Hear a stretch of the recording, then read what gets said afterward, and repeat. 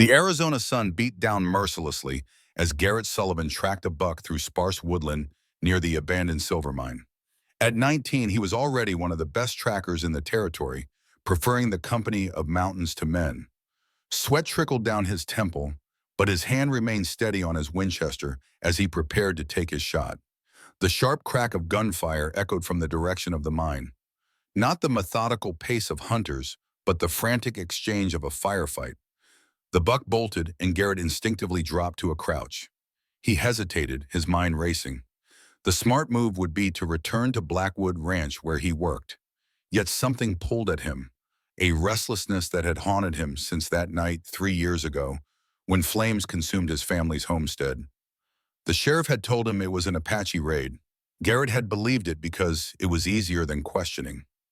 Another burst of gunfire jolted him back to the present. Sighing, he secured his rifle and moved toward the mine, keeping low into the trees.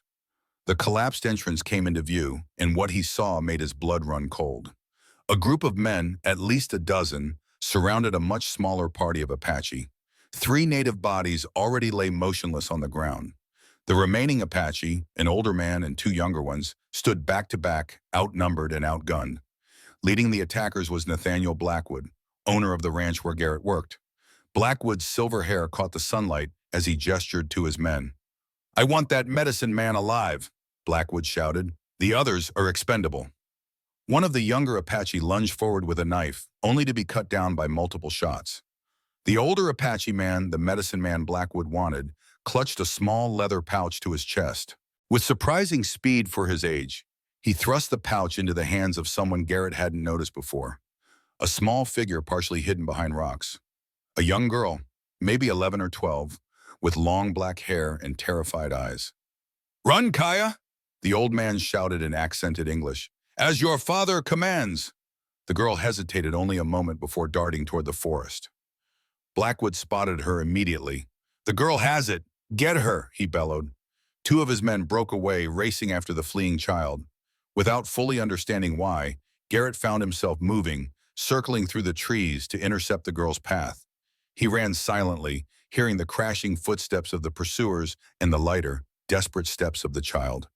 Cutting through a ravine, he emerged just as the girl stumbled into a small cluster of boulders, clutching her ankle. The men's voices grew closer. "She went this way! The boss wants that pouch!" Garrett made his decision in an instant. Stepping into view, he held a finger to his lips, then pointed to a narrow opening between 2 rocks. A small cave entrance. The girl's eyes widened in fear, but when the men's voices grew louder, she crawled into the hiding place. Garrett positioned himself casually against a tree as Blackwood's men rounded the bend. "Sullivan, what are you doing out here?" the taller one, Jenkins, asked suspiciously. Garrett shrugged. "Hunting. Lost a buck when all that shooting started." "You see an Apache girl run through here? Small thing. Carrying a pouch?" Garrett gestured with his rifle toward the opposite direction.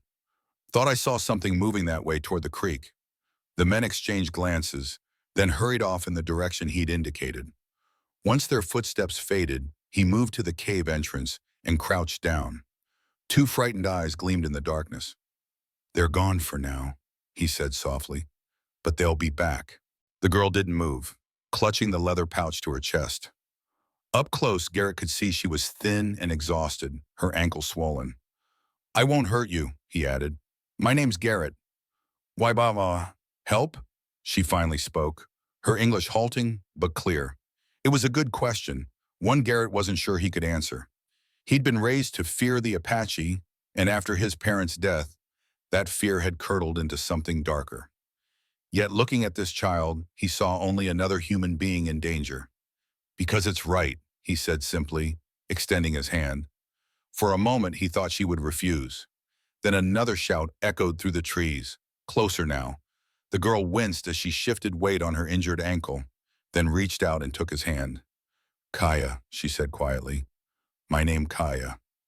Garrett nodded, helping her out of the cave. "Hold on tight, Kaya. We need to move fast."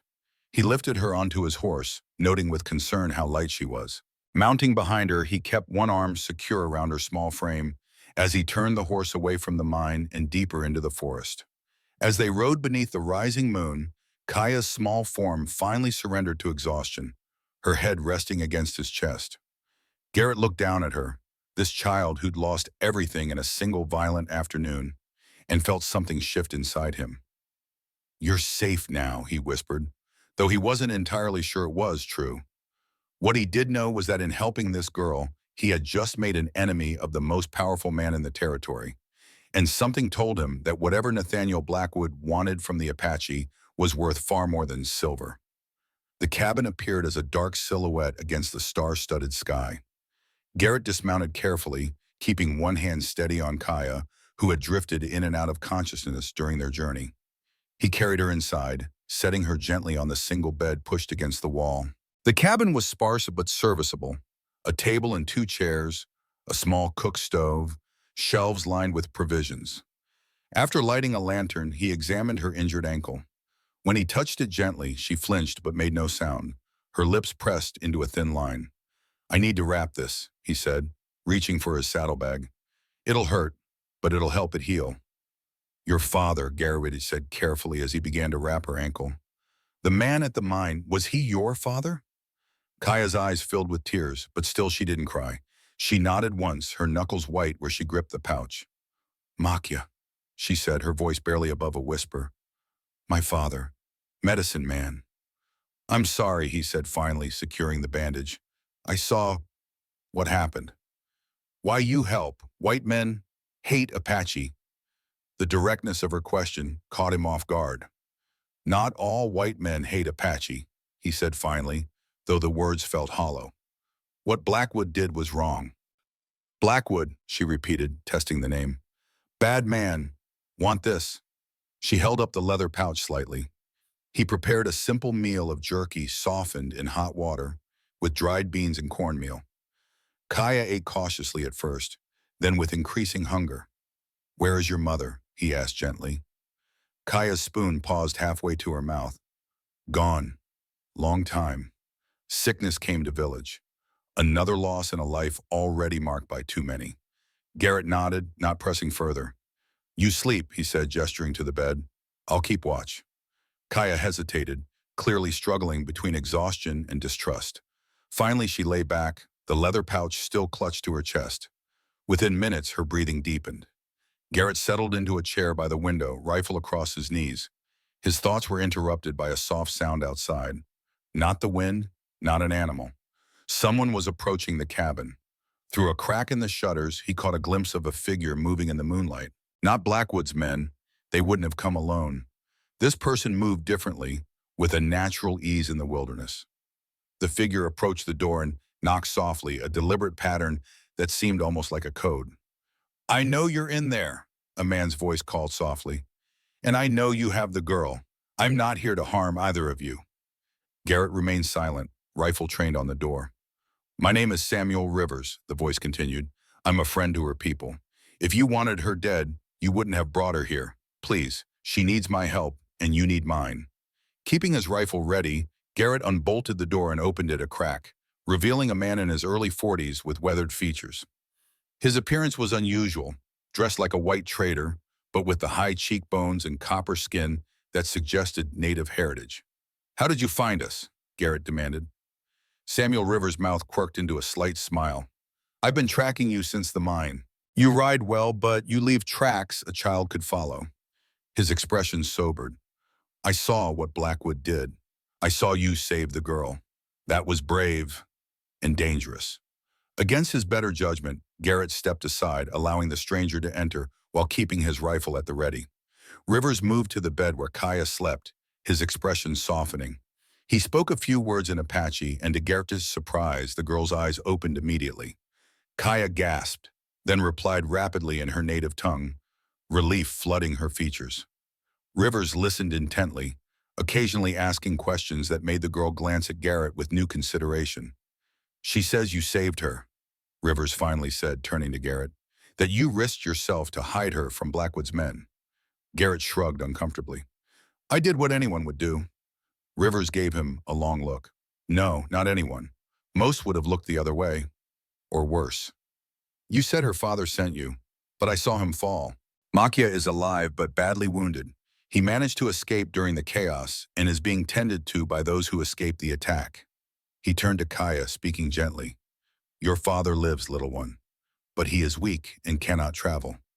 Tears filled Kaya's eyes, but they were tears of relief. She spoke rapidly in Apache, clutching the leather pouch tighter. Yes, you protected it well. Rivers nodded. Your father would be proud. He looked back at Garrett. She has something Blackwood wants desperately. Something he's been searching for years. The pouch, Garrett said, nodding toward it. What's in it that's worth killing for? Gold? A map to a mine? Rivers settled into a chair, his eyes serious. Nothing so simple. What Kaya carries is called Amuleto del Espiritu, the spirit amulet.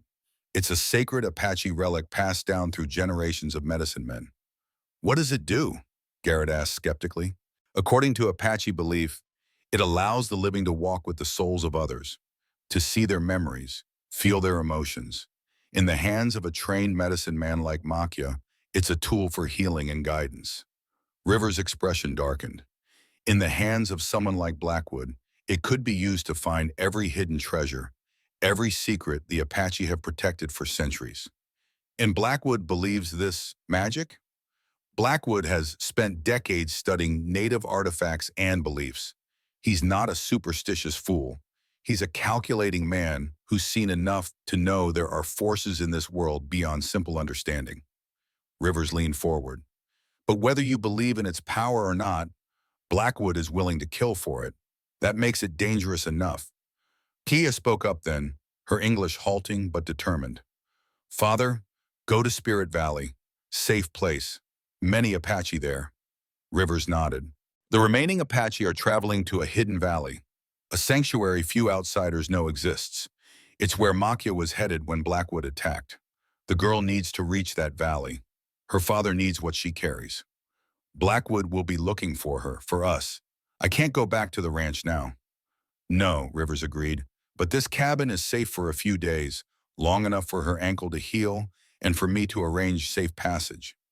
He stood, moving toward the door. I need to get word to her people that she's alive. I'll return in 3 days with supplies and news. Wait, Garrett said, rising. How do I know I can trust you? Rivers smiled slightly. You don't, but she does. He nodded toward Kaya. Yasquerir. Samuel, friend of father, Kaya said slowly. Good man. Speaks with Apache. Speaks with white man. Walks between worlds. Rivers reached into his pocket and withdrew something. He spoke to Kaya in Apache, and she responded, reaching for the leather pouch and opening it carefully. From inside, she removed a small object that Garrett couldn't quite see, then accepted what Rivers offered. A simple bracelet of leather cord and beads. To Garrett's surprise, Kaya extended the bracelet to him. For protection, she said solemnly. Spirits watch over you. Garrett hesitated, then accepted the gift, oddly touched by the gesture. After Rivers departed, Garrett secured the door and returned to his post by the window. Kaya was still awake, watching him. You should sleep, he told her gently.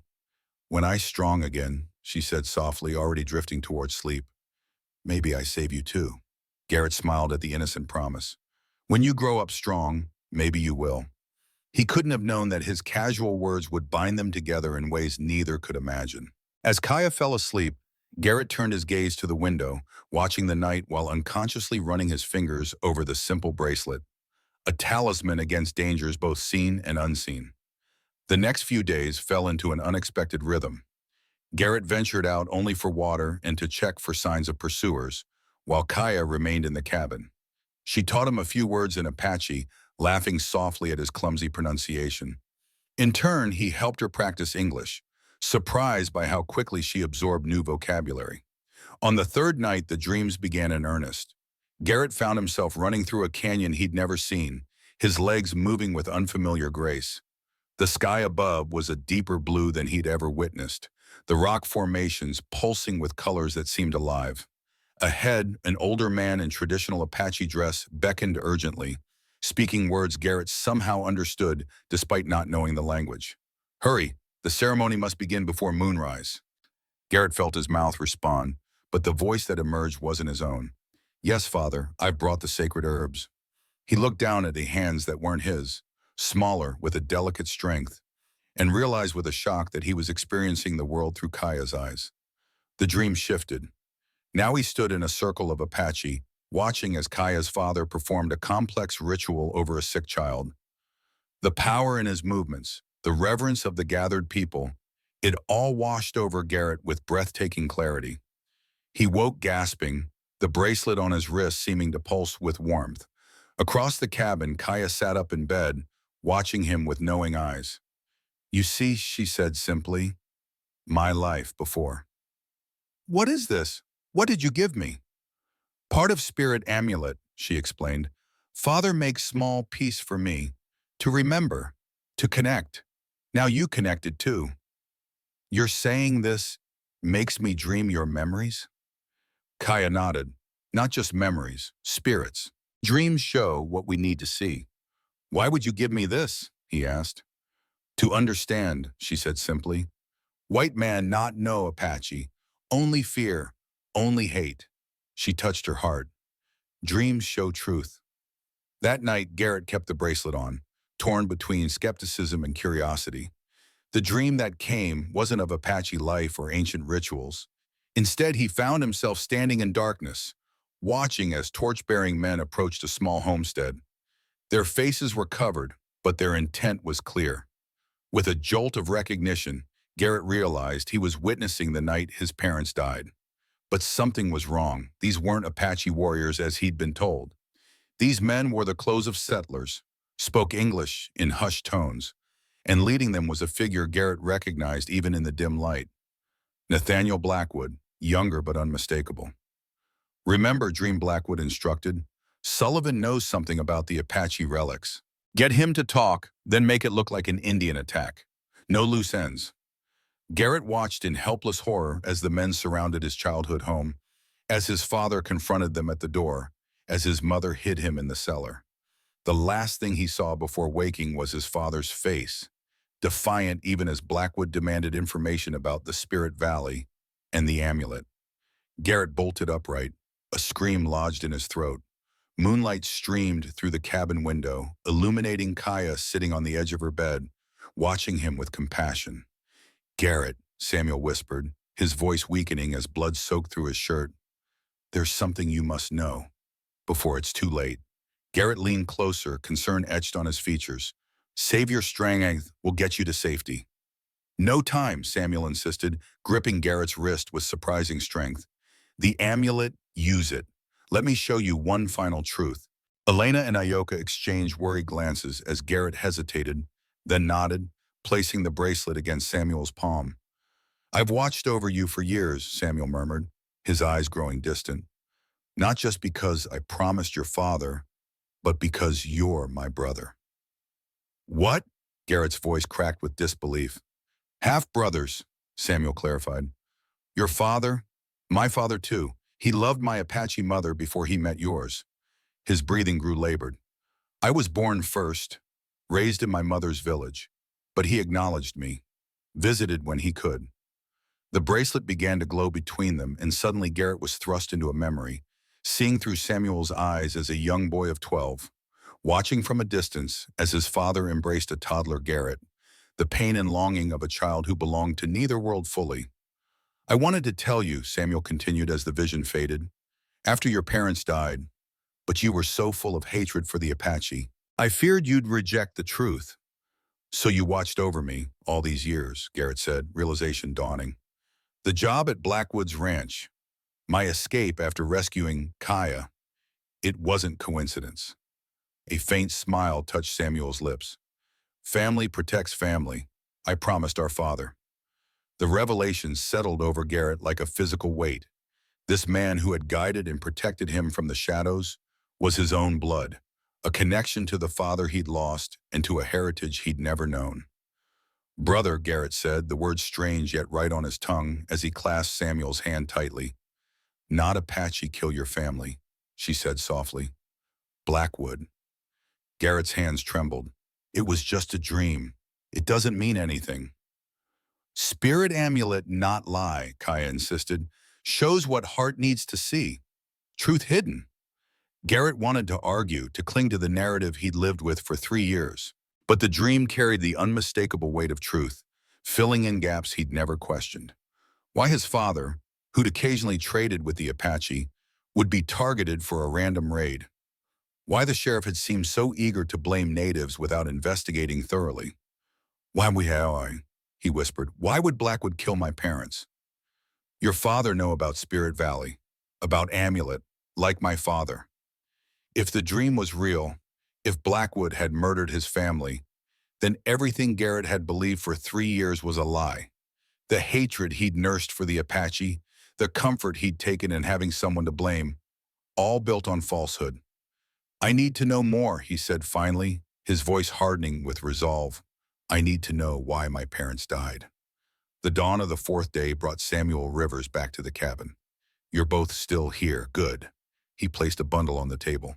Food, medicine for her ankle, and news, some good, some troubling. Her father? Alive and recovering. He reached the outer edge of Spirit Valley with the others who escaped. But his wounds are serious. He needs the amulet's power to fully heal. What's the troubling news? Garrett asked. Blackwood has put a bounty on both your heads.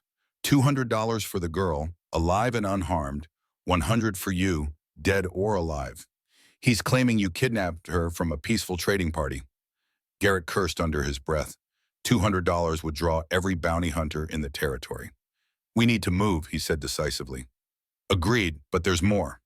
Blackwood has brought in professional trackers and gunmen from Tucson. He's determined to find the amulet. That night, Garrett dreamed again, but not of his parents or Kaya's memories. Instead, he found himself walking through an elegant house he'd never seen, trailing behind a woman with long dark hair. She entered a study where Nathaniel Blackwood sat at a desk covered in maps and artifacts. The dream was vivid enough that Garrett could read the date on a newspaper. February 1878, 7 years ago. Elena should be asleep by now, Blackwood said without looking up.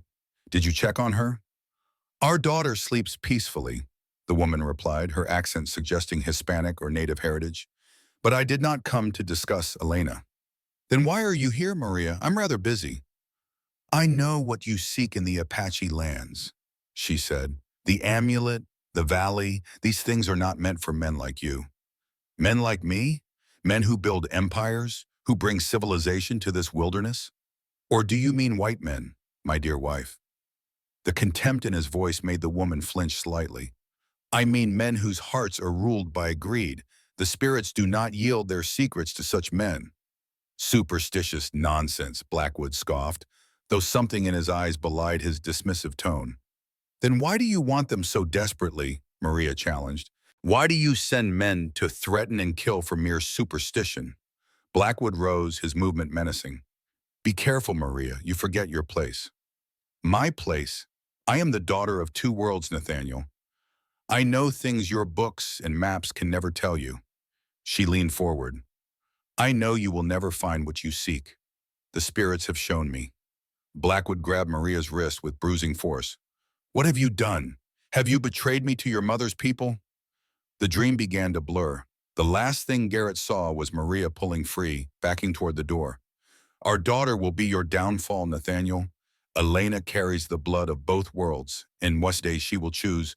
Garrett jerked awake, the dream dissolving into the pre-dusk shadows. Bad dreams? Rivers asked, noting his disorientation. Strange ones. I saw Blackwood with a woman, his wife, I think. Maria. Rivers went very still. Maria Blackwood has been dead for 7 years. I know. The dream was from 1878. Garrett touched the bracelet. She was warning him about the amulet and the valley. She mentioned their daughter, Elena. Maria was half Apache. Her marriage to Blackwood was complicated. She died of illness, didn't she? Rivers' expression darkened. That's the official story. The implication hung in the air, adding another layer to Blackwood's crimes. Garrett thought of the daughter, Elena, who carried both bloodlines and would one day have to choose. They left at dusk, traveling by night to avoid detection. The second night of their journey brought clouds that obscured the moon, forcing them to move slowly across increasingly rugged terrain. Rivers led them through narrow passes and dry creek beds, his knowledge of the land uncanny in the darkness. How much farther? Garrett asked when they paused near a small spring. One more night's ride, Rivers replied. But the last stretch is the most dangerous. The approaches to the valley are watched by Apache sentinels. Kaya, who had been quietly filling her water skin, suddenly went still. She turned her head, listening intently, then whispered something urgent in Apache. Rivers tensed. Riders, he translated, coming fast from the west. Blackwoods men? Most likely. Too many by the sound. We can't outrun them with the girl's horse. Garrett made a swift decision. There's a box canyon about half a mile east. Narrow entrance, high walls, defensible. They reached it just as the distant riders' sounds grew louder. Rivers helped Kaya dismount, leading her to a protected alcove while Garrett positioned their horses farther back. Stay with her, Garrett told Rivers, checking his rifle. I'll watch the entrance. If they find us, I'll hold them as long as I can. Get Kaya to the valley if... He left the sentence unfinished.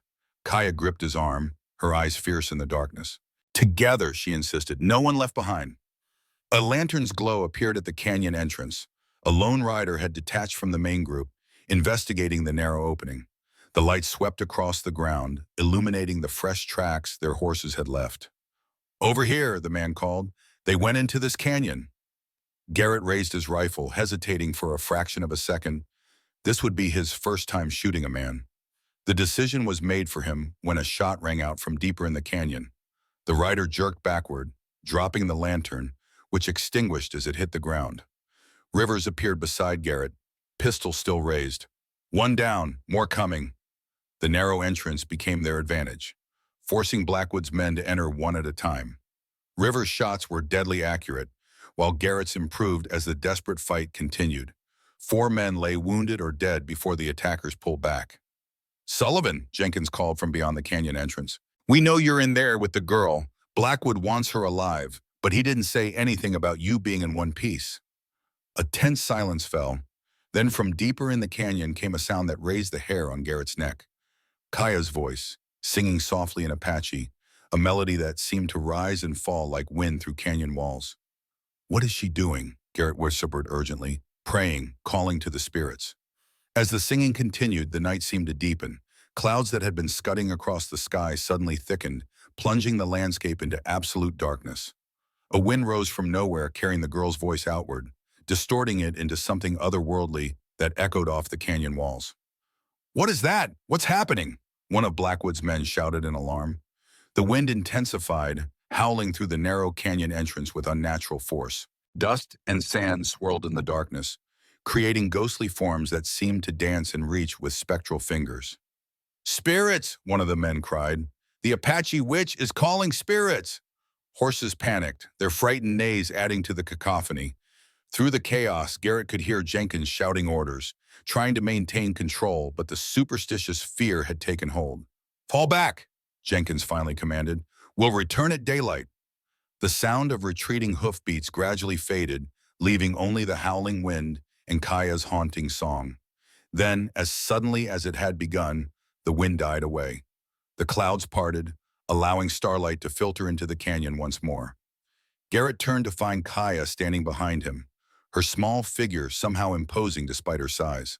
Her eyes seemed to glow with reflected starlight, and for a moment he could believe she had indeed summoned spirits to their aid. They gone, she said simply. For now. Rivers checked the fallen men at the canyon entrance, confirming 2 dead, 2 badly wounded but alive. We need to move now while Blackwood's men are regrouping. How? They'll be watching the canyon entrance. Rivers smiled slightly. The canyon has another exit, a narrow path up the back wall, difficult for horses, but not impossible. Once clear of the canyon, they rode hard through the night, putting as much distance as possible between themselves and Blackwood's men. Dawn found them in a dense forest of ponderosa pine, the terrain having risen steadily into the mountains that bordered Apache territory. By midday, Garrett became aware of a prickling sensation at the back of his neck, the unmistakable feeling of being observed. We are in their territory now, Rivers confirmed quietly. They've been tracking us for the past hour. Kaya straightened in her saddle, scanning the forest eagerly. Suddenly, she called out in Apache, a greeting. For a moment, there was only silence. Then, like shadows materializing from the forest itself, three Apache warriors appeared on the trail ahead. Their faces were painted for war, their weapons held ready. Rivers dismounted slowly, hands held open. He spoke in Apache, gesturing to Kaya, who slid from her horse and stepped forward. The lead warrior's stern expression softened as he recognized the child. He knelt to Kaya's level, placing a hand gently on her head as she spoke rapidly, gesturing frequently toward Garrett. Finally, the warrior stood and addressed Rivers in Apache. He says Makia has been calling for his daughter. They will escort us to the valley entrance, Rivers translated. He also says the white man may enter, but his fate will be decided by the elders. Garrett dismounted, meeting the warrior's evaluating gaze. He unstrapped his rifle and handed it to Rivers in a gesture of trust, keeping only his hunting knife. The Apache warrior observed this, then nodded once, acknowledging Garrett's willingness to enter their territory unarmed. He spoke again to Rivers. He says we must be blindfolded for the final approach to the valley entrance. Only those born of Apache blood may know the true path. As the blindfold was secured around his eyes, Garrett felt Kaya's small hand slip into his, a gesture of solidarity that spoke volumes. Whatever awaited him in the Spirit Valley, he would face it knowing he had done the right thing in saving this child, in helping her return to her people. Darkness enveloped him as they continued their journey, led now by those who knew the secret paths to the last sanctuary of a people fighting for survival in a changing world. And somewhere ahead, beyond the winding trail and hidden entrance, lay answers to questions that had haunted him for 3 years, answers that might finally bring peace to his restless spirit. Morning light filtered through the windows of Garrett Sullivan's ranch house, casting long shadows across the sturdy wooden floor. At 26, he bore little resemblance to the unsettled young man who had worked Blackwood's ranch 7 years earlier. His frame had filled out, his face weathered by sun and wind into something more resolute. Only his eyes remained unchanged, alert, observant, carrying memories few would understand. He stood on the porch, coffee mug in hand, surveying the modest spread he'd built over the years. Not large by Arizona standards, but it was his. 40 acres of decent grazing land with a year-round stream, a small herd of cattle, and the freedom he'd craved since childhood. Most importantly, it was remote enough that visitors were rare and neighbors distant, the way Garrett preferred it. A spotted horse approached from the eastern trail, the rider's familiar silhouette bringing a rare smile to Garrett's face. Samuel Rivers dismounted with the easy grace that belied his advancing years, securing his horse before climbing the porch steps. "You're earlier than expected," Garrett said, pouring a second cup of coffee. "News doesn't wait on convenience," Rivers replied, accepting the offered cup. "Blackwood's on the move again." Garrett's expression darkened. "What kind of move?" "He's organizing a major hunting expedition, claiming they're after mountain lions that have been taking cattle." Rivers took a careful sip. "But his men have been asking questions about Apache movements, offering bounties for information. It's been quiet for years. Why now?" Rivers looked out over the ranch, his weathered face revealing nothing. "Word is his daughter has returned from back east. Elena Blackwood completed her education at some fancy women's college in Boston." Garrett nodded slowly. He'd heard talk in town about Blackwood's daughter, though he'd never met her. The name always triggered memories of that dream years ago, of Maria Blackwood's warning about the daughter who would one day have to choose. "You think her return has something to do with it?" "I don't believe in coincidences," Rivers said, "especially where Blackwood is concerned." They fell silent, each man lost in his own thoughts. 7 years had passed since Garrett had helped Kaya reach the Spirit Valley. 7 years since he'd stood before the Apache elders, blindfold removed, and told his story of saving Kaya, of the dreams that revealed Blackwood's treachery, of his own parents' murder at Blackwood's hands. The elders had listened in solemn silence, then conferred among themselves. Their decision had surprised him. Garrett would be allowed to leave the valley, his memory of its location intact, but sworn to secrecy. Makia, recovered enough to speak, had been the deciding voice, arguing that Garrett's spirit had been touched by the amulet, marking him as a friend to the Apache. Before leaving, Garrett had said goodbye to Kaya. The girl had stood tall despite her tears, pressing something into his palm, the bracelet she'd given him, which he'd attempted to return. Keep, she'd insisted. Remember, one day when I'm strong, I find you. He'd smiled at that, believing it a child's promise soon forgotten. Yet sometimes on nights when the moon hung full over the desert, he dreamed of her. No longer memories shared through the amulet, but glimpses of a young woman growing strong and proud among her people. River's voice broke into his thoughts. There's more. Blackwood has hired new men, professionals from back east, men who specialize in tracking, in finding things others can't. He's still looking for the valley, Garrett concluded, after all these years. A man like Blackwood doesn't abandon obsessions. He nurtures them. Rivers set down his empty cup. I've sent word to the Apache to be vigilant, but I thought you should know as well. If Blackwood ever discovered your connection to what happened 7 years ago, the warning hung unfinished in the morning air. Garrett nodded his understanding. He'd been careful these years, avoiding town when possible, keeping to himself. The few who knew him thought him simply a private man with a distaste for company, not unusual in frontier territories where many carried secret pasts. I appreciate the warning, Garrett said finally. Will you stay for breakfast? Rivers shook his head. Best I keep moving. I have deliveries to make in town and eyes to keep on Blackwood's activities. He hesitated. There's one more thing. I had a visitor 3 days ago at my trading post. Someone asking about you. Garrett tensed. Blackwood's men? No, a ghost of a smile crossed Rivers' face. An Apache woman, young, proud, said her name was Ayoka. The air seemed to still around them. Kaya? Garrett breathed, the name feeling strange on his tongue after so many years. Rivers nodded. She goes by Ayoka now, her adult name. She's not the child you remember. What did she want? She didn't say exactly, only that she had business with you. Rivers mounted his horse, settling into the saddle with practiced ease. I told her where to find your ranch. I hope that was the right decision. Garrett stood motionless, absorbing this unexpected development. Yes, he said finally. It was right. Rivers tipped his hat and turned his horse toward the trail. Watch the horizon, Sullivan. Changes are coming. For all of us. Garrett spent the day in a state of distracted anticipation, his mind returning again and again to Kaya, no, Ayoka now, and what could possibly bring her out of the safety of the Spirit Valley. He checked and rechecked his supplies, cleaned the cabin with unusual thoroughness, and found himself frequently scanning the eastern trail. It was nearly sunset when he spotted a lone rider approaching from the direction of the mountains. The figure was smaller than he expected, sitting straight and proud on a pinto horse. As they drew closer, the last rays of sunlight caught the rider's face, and Garrett felt his breath catch. This was not the frightened child he'd rescued. This was a young woman of perhaps 19, with the same dark, intelligent eyes, but set now in a face of striking beauty and quiet confidence. She wore a mix of traditional Apache garments and adapted settler clothing. Practical riding clothes with subtle beadwork and decoration that spoke of her heritage without announcing it to strangers. Garrett stepped off the porch as she dismounted, uncertain of the proper greeting. 7 years stretched between them like a vast canyon. Were they still the allies who had faced danger together, or had time made them strangers?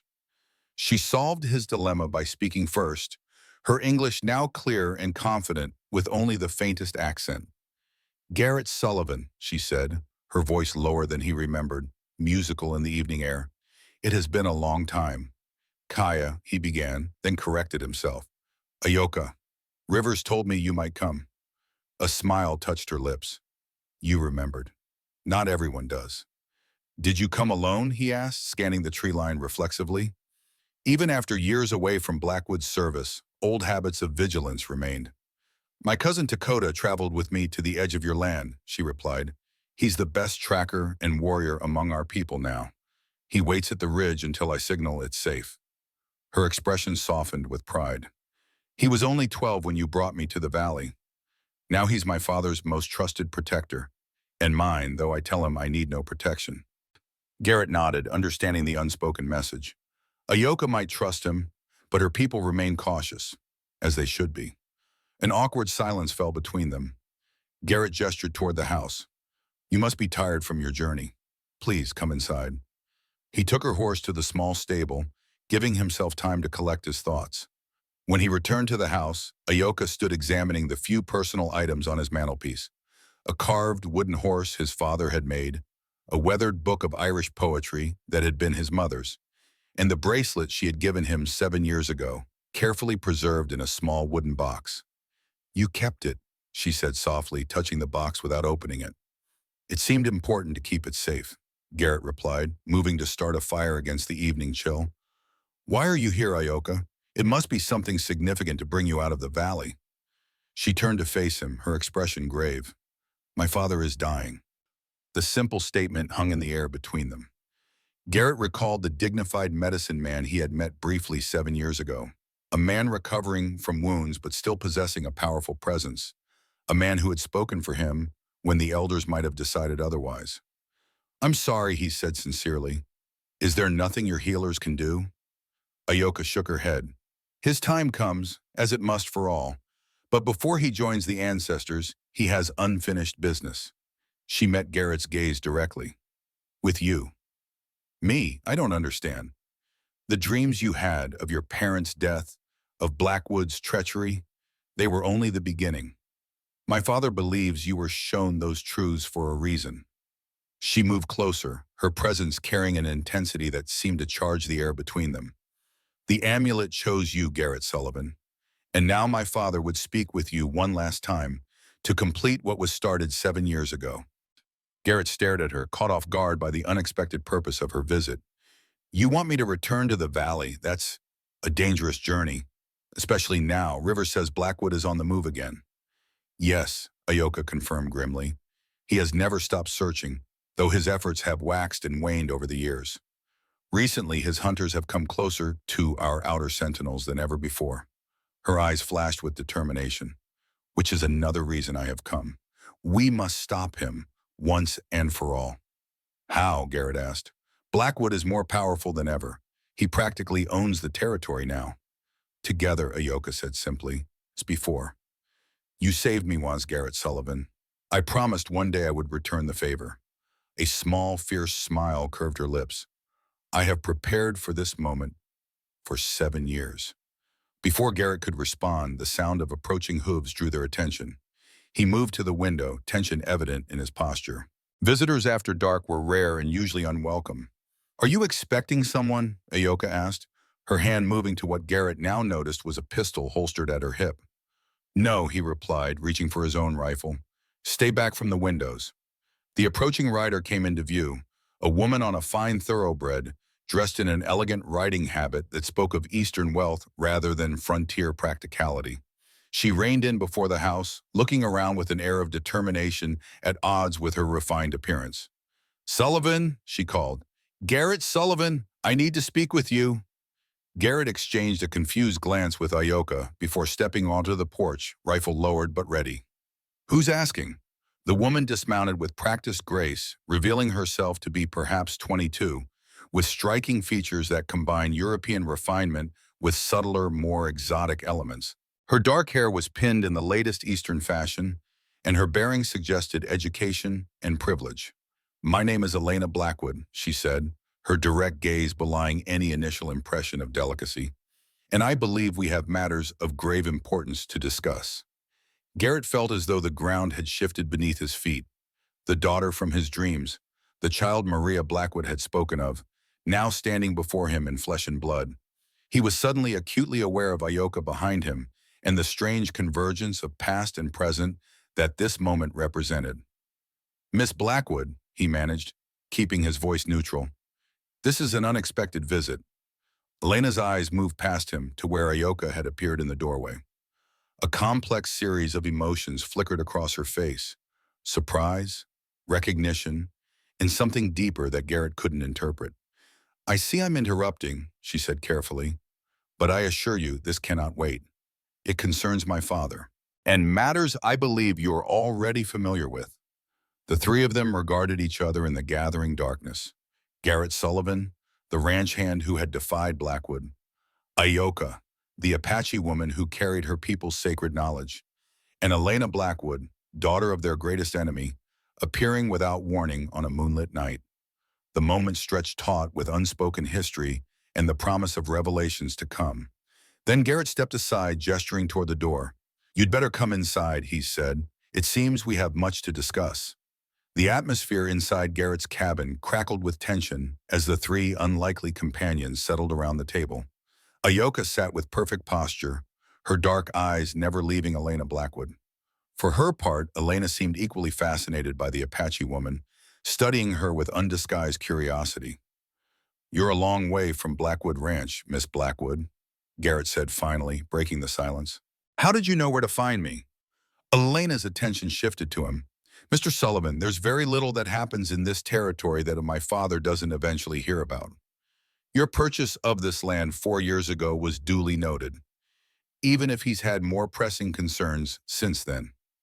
And yet you've come alone, at night, without your father's men," Ayoka observed. "Interesting choice." A ghost of a smile touched Elena's lips. "Perceptive. No, my father doesn't know I'm here. In fact, he would be most displeased to learn of this visit." Garrett leaned forward. "Then why risk it?" Elena took a deep breath, as if steeling herself. "Because I believe my father is a dangerous man who has done terrible things, including murder, in pursuit of Apache secrets." Her gaze was steady, challenging. "And I believe you two know exactly what I'm talking about." The directness of her statement hung in the air. Garrett exchanged a glance with Ayoka, who gave an almost imperceptible nod. "What makes you say that?" he asked carefully. "Let's not play games, Mr. Sullivan. 7 years ago, a young Apache girl disappeared during what my father called a trading dispute. A ranch hand named Garrett Sullivan vanished the same day. My father spent months searching for both, offering substantial rewards." Elena's eyes narrowed. "And now here you both are, together again. That can hardly be coincidence." "You seem well informed for someone who was away at school," Ayoka noted. "I've made it my business to be informed," Elena replied, "especially about my father's obsessions." Garrett studied her, searching for any sign of deception. "What exactly do you want from us, Miss Blackwood?" Elena's composure faltered slightly, revealing a glimpse of vulnerability beneath her confident exterior. "The truth about my father, about my mother." She looked directly at Ayoka. "About the amulet." The word landed like a stone in still water. Ayoka's expression revealed nothing, but Garrett could sense her tension. "What do you know about the amulet?" Ayoka asked, her voice carefully controlled. "Only fragments. Whispers. Things my father let slip in moments of anger or distraction." Elena's hands tightened on the table's edge. "I know it's connected to my mother somehow, to her people. I know my father has spent decades searching for it and for some hidden valley." Her voice dropped lower. "And I know my mother didn't die of fever as I was told." The last statement hung heavy in the room. Garrett thought of his dream of Maria Blackwood, her confrontation with her husband, her warnings about the amulet. "What makes you think that?" he asked. "I found her journal," Elena replied, "hidden in a compartment of her writing desk. She knew my father was planning something terrible." Her voice wavered slightly. "The last entry was dated 3 days before her illness began." Ayoka and Garrett exchanged a long look. Finally, Ayoka spoke. "Your mother was half Apache," she said simply, "daughter of a chief's sister who married a Mexican trader. She was raised in both worlds, educated in Santa Fe, and caught your father's eye when he was establishing his ranch." Elena nodded slowly, as if confirming something she'd long suspected. "In her journal, she mentioned relatives among the Apache, people she wanted to introduce me to when I was older." "Blackwood would never have allowed that," Garrett said, "not with his fixation on the amulet in the valley." "The journal mentioned those too," Elena continued. "She wrote that my father was becoming obsessed, that he'd learned of Apache spiritual practices and believed they could lead him to power and wealth beyond imagination." She hesitated. She was frightened of what he might do. "With good reason," Garrett said grimly, memories of his dreams surfacing. "Your mother confronted him, didn't she? About his plans?" Elena's eyes widened. "How could you know that?" "It's complicated," Garrett replied, glancing at the wooden box containing his bracelet. "But I believe your mother died because she opposed his obsession, because she was trying to protect her people, and you." The color drained from Elena's face, but she maintained her composure. Then it's true. He murdered her. She took a steadying breath. Just as I've feared since finding her journal. We don't have proof, Garrett cautioned. Don't we? Elena's voice hardened. Mr. Sullivan, my father has spent 20 years searching for Apache secrets. He's ordered attacks on innocent people. He's spent a fortune hiring mercenaries and treasure hunters. Her eyes flashed. And if I'm not mistaken, he killed your parents too. The blunt statement struck Garrett like a physical blow. How do you know about my parents? I've done my research, Mr. Sullivan. Your parents died in what was reported as an Apache raid, yet there were inconsistencies in the accounts. Your father was known to trade fairly with the Apache, and strangely, your family homestead was attacked just weeks after my father visited to discuss a business proposition. She leaned forward intently. What was that proposition about, I wonder? Your father wanted information, Garrett said, the words coming slowly. About Apache sacred sites, about the amulet. My father refused. As did my mother, Elena said softly, and they both died for it. The three sat in heavy silence, the weight of shared tragedy binding them in unexpected ways. Finally, Ayoka spoke. Why have you come now, Elena Blackwood? Why after all these years? Elena straightened. Because my father is planning something significant. Since my return from Boston, he's become increasingly agitated, spending hours in his study with maps and old journals. He's hired new men, hunters with terrible reputations. Last week, I overheard him say that this time the valley will be found and the amulet will be his. He's launching a full expedition, Garrett concluded, remembering River's warning. Yes, Elena confirmed, and I believe he's closer than ever before. He has a map, something he acquired recently. He keeps it locked in his safe, but I've seen him studying it, marking locations. Ayoka tensed visibly. A map? Impossible. The way to the valley is known only to the Apache. Perhaps not a direct map, Elena clarified, but something that gives clues. Landmarks, perhaps. He seems convinced it will lead him where others have failed. When does this expedition begin? Garrett asked urgently. 3 days from now. He's gathering supplies, weapons. Elena's expression was grave. Whatever he's planning, it's not a simple hunting trip. Ayoka rose suddenly, moving to the window to look out at the night sky. This is what my father foresaw, she said, her voice tight with controlled emotion. Why he sent me to find you, Garrett. The final confrontation approaches. Garrett joined her at the window. We need to warn your people. Yes, and quickly. She turned to face Elena. Will you help us stop your father? Elena's eyes widened slightly at the direct question. I came to warn you, to seek the truth, but to actively work against my own father. He killed your mother, Garrett said quietly, and he'll destroy Ayoka's people to get what he wants. You said your mother wrote of introducing you to your Apache relative, Ayoka added. Those relatives are my people, your people too, by blood. Elena stood, conflict evident in her expression. I need time to think. This is more complicated than I anticipated. We don't have time, Ayoka insisted. 3 days, you said.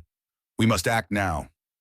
A tense silence fell, then a sound outside, the distant thunder of approaching horses, made all three freeze.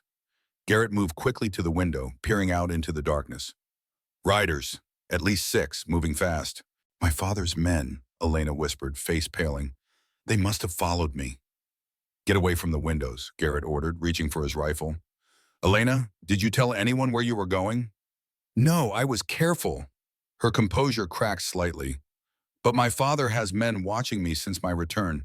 I thought I'd lost them. It doesn't matter now, Ayoka said decisively, checking her pistol. They're here. The riders approached rapidly, surrounding the small ranch house. A voice called out, commanding, arrogant. Sullivan, we know you're in there. Send out Miss Blackwood, and maybe we'll let you live. Garrett recognized the voice. Jenkins, Blackwood's foreman, still doing his master's dirty work 7 years later. Options? He asked tersely, looking at Ayoka. Back door, she replied immediately. Through the stable, if we can reach the horses. They'll have men watching the rear, Garrett countered. Not all sides, Ayoka said with quiet confidence. Trust me. Elena looked between them, fear and determination warring in her expression. This is my fault. I should go out, distract them. No, both Garrett and Ayoka said simultaneously. Your father's men won't hesitate to force the truth from you, Ayoka continued. And once they know what you've told us, the implication hung clearly in the air. Elena nodded her understanding, squaring her shoulders. What do we do? We leave, together. Garrett moved to a cabinet, retrieving extra ammunition. Ayoka, get the horses ready. Elena, gather only what you absolutely need. Outside, Jenkins called again. Sullivan, last chance. Send out Miss Blackwood, or we start shooting. As if to emphasize his point, a shot rang out, shattering one of the front windows. Glass sprayed across the floor as the three ducked for cover. Go, Garrett urged, pushing the women toward the back of the house. I'll hold them off, then follow. Ayoka caught his arm, her grip surprisingly strong. Together, she insisted, echoing her words from the canyon 7 years ago. No one left behind. Their eyes met, and in that moment, Garrett felt the years between them dissolve. They were once again allies facing impossible odds, bound by a connection that transcended ordinary understanding. All right, he conceded, together. As they moved toward the back door, more shots peppered the front of the house. Garrett led them through the kitchen, then paused at the rear door, peering cautiously outside. The stable lay about 30 yards away, a stretch of open ground that would leave them exposed. Wait for my signal, he whispered, then run straight for the stable. Don't stop. Don't look back. Before either woman could respond, Garrett threw open the door and fired 2 quick shots toward the shadows to the left of the yard. A cry of pain confirmed his suspicion that Jenkins had posted men there. The distraction worked. For precious seconds, attention shifted away from the path to the stable.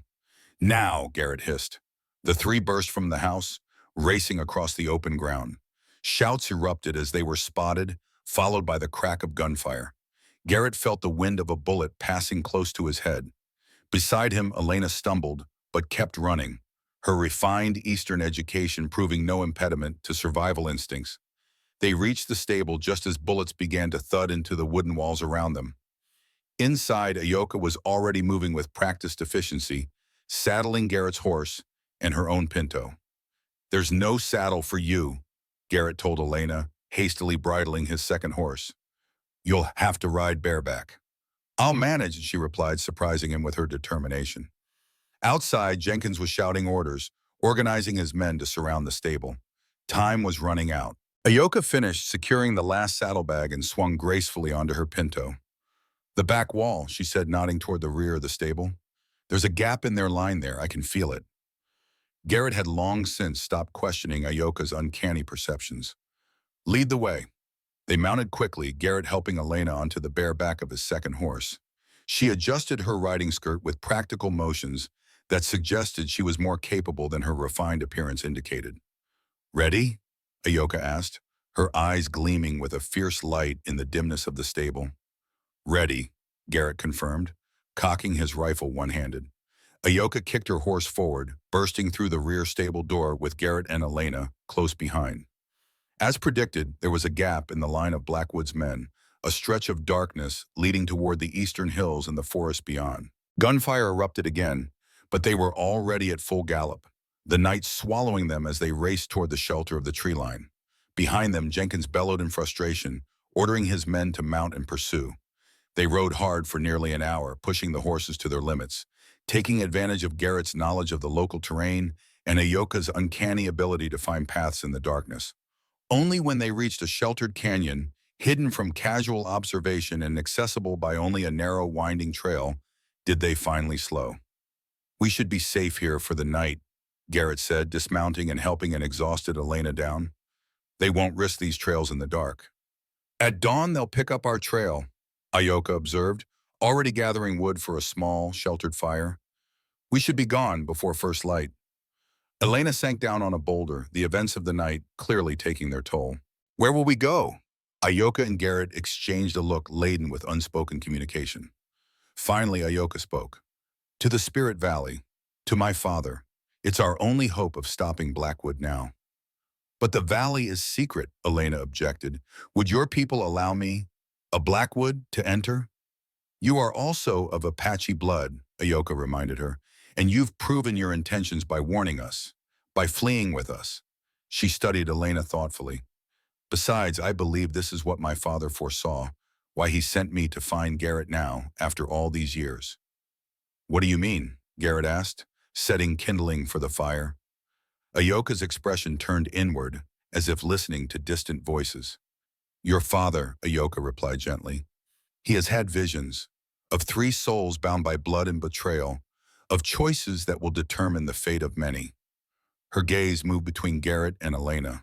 I believe we are those souls, the bridge between worlds, the keeper of ancient wisdom, and the daughter of two bloodlines. The fire caught, sending flickering light across their faces. In that moment, they were no longer strangers brought together by circumstance, but three lives woven into a pattern larger than themselves. A young man who had lost everything, an Apache woman carrying her people's legacy, and a daughter caught between worlds. What happens when we reach the valley? Elena asked quietly. First, we must reach it, Ayoka replied. The journey is dangerous even in the best circumstances. With Blackwood's men hunting us, she left the thought unfinished. We'll need help, Garrett said, thinking aloud. Rivers, too risky, Ayoka cut in. Blackwood will have men watching him now. She paused, her expression thoughtful. But there is another who could aid us. Dakota, my cousin. He followed at a distance when I came to find you. Well, say warrior you mentioned, Garrett recalled.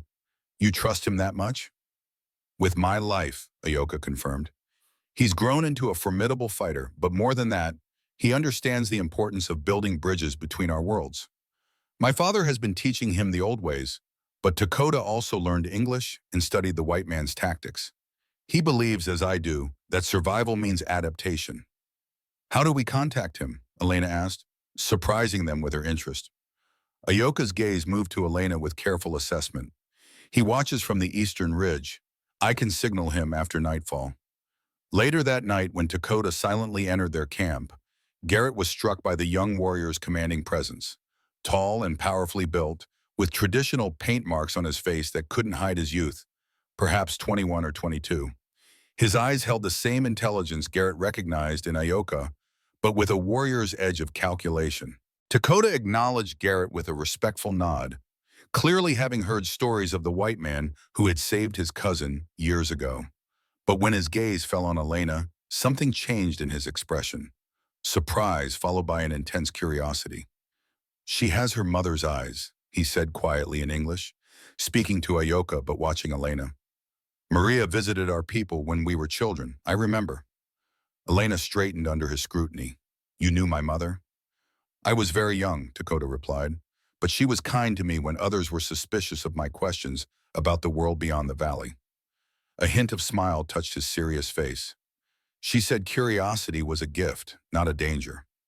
The connection between them, Elena, daughter of their enemy but also of Apache blood, and Dakota, warrior bound by tradition yet curious about the broader world, added an unexpected layer to their alliance as they planned their journey to the valley. Then we're on our own, Elena concluded, a hint of fear in her voice. Not entirely, Ayoka said with quiet confidence. She reached into her saddlebag and withdrew a small leather pouch that Garrett recognized immediately, the container for the spirit amulet. We have guidance that Blackwood does not. She opened the pouch carefully, revealing a circular object made of intricately carved stone adorned with symbols Garrett didn't recognize. At its center was an inset piece of polished turquoise that seemed to capture and amplify the firelight. The amulet, Elena breathed, leaning forward. It's beautiful. And dangerous in the wrong hands, Ayoka cautioned. For generations, it has guided my people, connected us to the spirit world, shown us paths hidden from ordinary sight. And now it will guide us to the valley, Garrett asked. It will guide us to where we need to be, Ayoka corrected gently. The spirits don't always show the most direct path, but they show the right one. She held the amulet in her palm, closing her eyes in concentration. For several long moments, nothing happened. Then slowly the turquoise center began to glow with a light that couldn't be explained by the fire's reflection. A soft, pulsing blue that cast strange shadows on Ayoka's face. Elena gasped softly. Garrett felt the bracelet on his wrist grow warm, responding to the amulet's power. Memories of his dreams 7 years ago surfaced, the vivid experiences of Kaya's life, The revelations about his parents' death, the glimpse of Maria Blackwood's confrontation with her husband. Ayoka's eyes opened, somehow reflecting the turquoise glow. Northwest, she said with certainty. Through the high country, not the direct path to the valley, but the one we must take. Why that way? Garrett questioned. It's rougher terrain, more exposed. Because someone waits for us there, Ayoka replied, her voice distant. Someone who will help us reach the valley. Who? Elena asked, clearly struggling to accept the mystical display she just witnessed. Ayoka carefully returned the amulet to its pouch, the glow fading. I don't know. The spirits show the path, not always what lies along it. She looked at Garrett. Do you trust me? The question carried weight beyond the immediate decision about their route. It was about faith in things that couldn't be explained by rational understanding, about the connection they had shared all those years ago and that somehow persisted despite time and distance. Yes, Garrett said without hesitation. I trust you. Elena looked between them, sensing the depth of history her presence intruded upon. I've committed to this path, she said finally. I'll follow where you lead. As the fire burned down to embers, they prepared for a few hours' rest before the dawn journey. Garrett took first watch, rifle across his knees, scanning the darkness beyond their small haven. Across the camp, Dakota helped Elena adjust her makeshift bedroll, his movements betraying an unexpected gentleness for a warrior. You ride well for someone raised in eastern cities, he observed quietly. Elena looked surprised at the comment. My father insisted, one of the few connections to this land he allowed me. She hesitated. Did you really know my mother? Dakota nodded, settling nearby. She visited our valley twice. The second time, she brought medicines during a fever that struck many children, including me. His voice softened with memory. She sang Apache healing songs while tending the sick. Your father never knew she remembered them. All these years, Elena whispered, parts of her life hidden from me. Yet her blood speaks in you, Dakota replied. You chose to warn Ayoka and Sullivan. You stand against your father. These are not small things. The respect in his voice seemed to steady Elena. Watching them from his post, Garrett recognized something forming between them. Not merely alliance, but understanding. Two people caught between worlds, each making difficult choices about heritage and loyalty. Later, when Dakota relieved him for the second watch, Garrett noticed the young warrior positioning himself protectively between Elena's sleeping form and the dark forest beyond, a small gesture that spoke volumes about the connections forming within their unlikely group. Ayoka approached, settling beside him with the fluid grace that characterized her movements. For a time, they sat in companionable silence, the years between them collapsing into insignificance. I kept my promise, she said finally, her voice soft in the night. To grow strong, to return. Garrett nodded, remembering the child who had clung to him as they fled Blackwood's men, the solemn eyes that had looked up at him in trust and determination. You've changed so much, grown into someone remarkable. A smile touched her lips. Not so much changed as become who I was always meant to be. She glanced to where Elena slept, wrapped in a blanket near the dying fire. As she may yet become, if she chooses. Do you think she will? Garrett asked. Choose her mother's people over her father's world? The choice is rarely so simple, Ayoka replied. I walk in two worlds, Apache ways and the knowledge of white men. Elena must find her own balance. She turned to face him directly. As must you, Garrett Sullivan. Me? You've lived alone these 7 years between worlds, no longer part of white society, yet not among my people either. Her gaze was penetrating. The dreams changed you, didn't they? Made it impossible to return to the life you knew before. Garrett looked away, uncomfortable with her perception. It was true. After experiencing the Apache world through the amulet's power, after learning the truth about his parents' death, he'd found it impossible to slot back into frontier society. He'd built this ranch not just for independence, but for isolation, a place where he wouldn't have to pretend, where memories, both his and not his, could coexist in peace. The dreams stopped, he said instead of answering directly, after I left the valley. Did they? Ayoka asked softly, or did they change form? Garrett hesitated. There had been dreams over the years, not the vivid sharing of memories through the amulet, but something subtler. Glimpses of Apache life, of a young woman growing from child to adult, of ceremonies by firelight. He'd attributed them to imagination, to memories of what he'd experienced through the bracelet. I sometimes dreamed of the valley, he admitted. Of you. Ayoka nodded, unsurprised. And I of you. The connection remains, Garrett Sullivan, though distance and time stretched it thin. She touched his wrist where the bracelet lay beneath his sleeve. The spirits bound us for a purpose, one that now unfolds. The touch of her hand sent a current of warmth up his arm, a sensation both familiar and new. Looking at her in the fading firelight, Garrett was struck by how completely she had transformed from the frightened child he'd rescued. Now she projected a quiet power, a certainty of purpose that both attracted and intimidated him. When this is over, he found himself asking, will you return to the valley? That depends, she replied, her eyes holding his, on what choices are made in the days to come, by all of us. The weight of unspoken possibilities hung between them, futures that could branch in many directions depending on the outcome of their dangerous journey.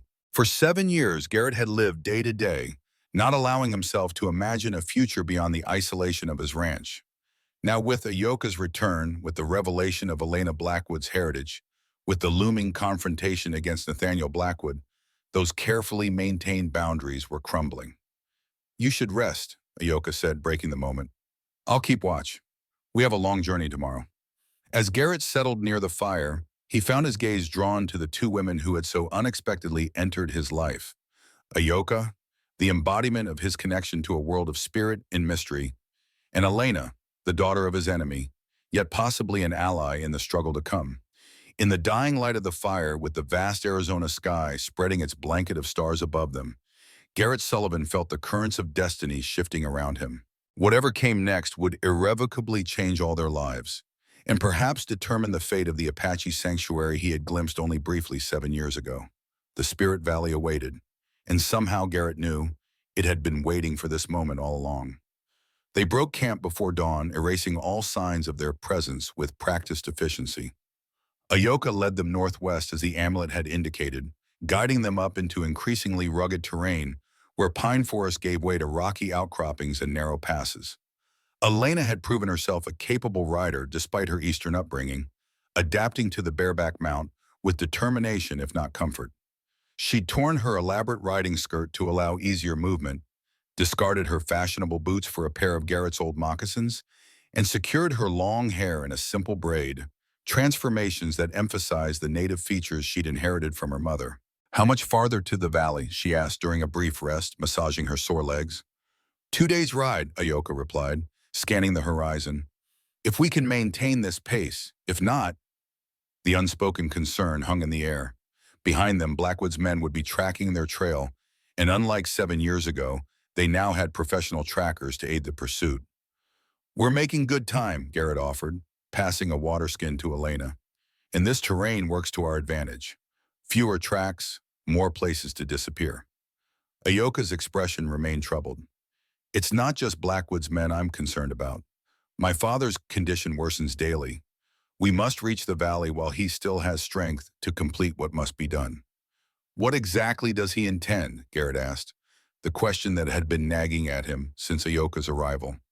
You spoke of unfinished business with me, but you haven't explained what that means. Ayoka turned to face him fully, her expression solemn. 7 years ago, the amulet showed you certain truths about your parents, about Blackwood, about our people's connection. But those were only fragments of a larger pattern. She glanced at Elena, a pattern that now includes all three of us. My father believes the amulet itself chose you, Garrett, that your spirit is somehow necessary for what is to come. She hesitated. He believes you may be the key to protecting the valley from Blackwood once and for all. Me? I'm just a ranch hand. No, Ayoka interrupted firmly. You are the man who defied Nathaniel Blackwood to save an Apache child. The man whose spirit walked with mine through the amulet's power. The man who has lived between worlds, belonging to neither yet connected to both. Her eyes held his. You are exactly who and what you need to be for this moment. Elena watched this exchange with keen interest. And what about me? Where do I fit in this pattern? Ayoka studied her thoughtfully. You are Maria's daughter. Apache blood flows in your veins, yet you were raised in Blackwood's world. You stand at a crossroads of choice, as your mother once did. Her voice softened. Perhaps you are meant to complete what she began. The weight of their words settled over the group as they mounted and continued their journey. They rode in watchful silence, each lost in private thoughts as the sun climbed higher in the sky. By midday, they had reached a high ridge overlooking a vast expanse of wilderness. Garrett reined in his horse, something catching his eye in the distance. Smoke, he said, pointing to a thin gray line rising from a valley perhaps 3 miles ahead. A campfire. Ayoka studied the smoke, then consulted the amulet briefly. That's where we need to go, she confirmed. It could be a trap, Garrett cautioned. Blackwood's men could have circled ahead. No, Ayoka said with quiet certainty. This is who the spirits meant us to find. I can feel it. They approached the valley cautiously nonetheless, using the forest cover to mask their approach. As they drew closer, Garrett held up a hand, signaling a halt. Let me scout ahead, he whispered. If it is a trap, better one of us is caught than all three. Before either woman could object, he dismounted and moved silently through the underbrush, years of hunting experience making his progress nearly soundless. He approached the clearing where the smoke originated, staying low and watchful. What he saw made him freeze in momentary disbelief. A single figure sat beside a small fire, calmly drinking coffee from a tin cup. The man was in his 60s, with gray-streaked hair tied back in a simple queue, wearing the practical clothes of a frontier doctor or teacher rather than a hunter or tracker. He appeared completely at ease, as if expecting company. Most surprising of all, Garrett recognized him. You might as well come out, Mr. Sullivan, the man called without looking up from his coffee. I've been waiting for you. Garrett stood slowly, hand hovering near his pistol. Dr. Patterson? The older man smiled, finally looking up. It's been some time, hasn't it? 7 years, I believe, since I tended that arrow wound in your shoulder at Fort Benton. What are you doing here? Garrett asked, struggling to reconcile the presence of the fort's doctor in this remote location. Waiting for you, Patterson replied simply. And your companions. Please invite them to join us. The coffee's fresh, and I imagine Miss Blackwood could use a rest from riding bareback. The casual mention of Elena's name sent a chill through Garrett. How do you know? All in good time, Patterson interrupted, gesturing to the space beside the fire. Please sit. Your Apache friend already knows who I am, even if you don't. Thoroughly unsettled, Garrett nevertheless signaled for the women to approach.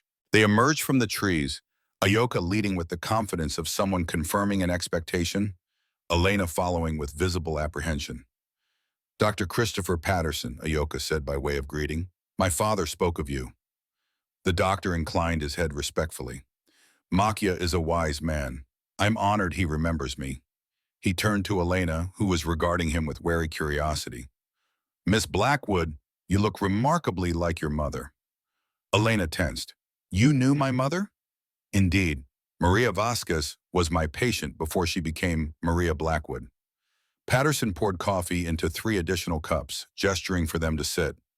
I delivered you, in fact, though your father is unlikely to have mentioned that detail. The 3 travelers exchanged glances, then settled cautiously around the fire. Garrett kept his hand near his weapon, still uncertain about this unexpected encounter.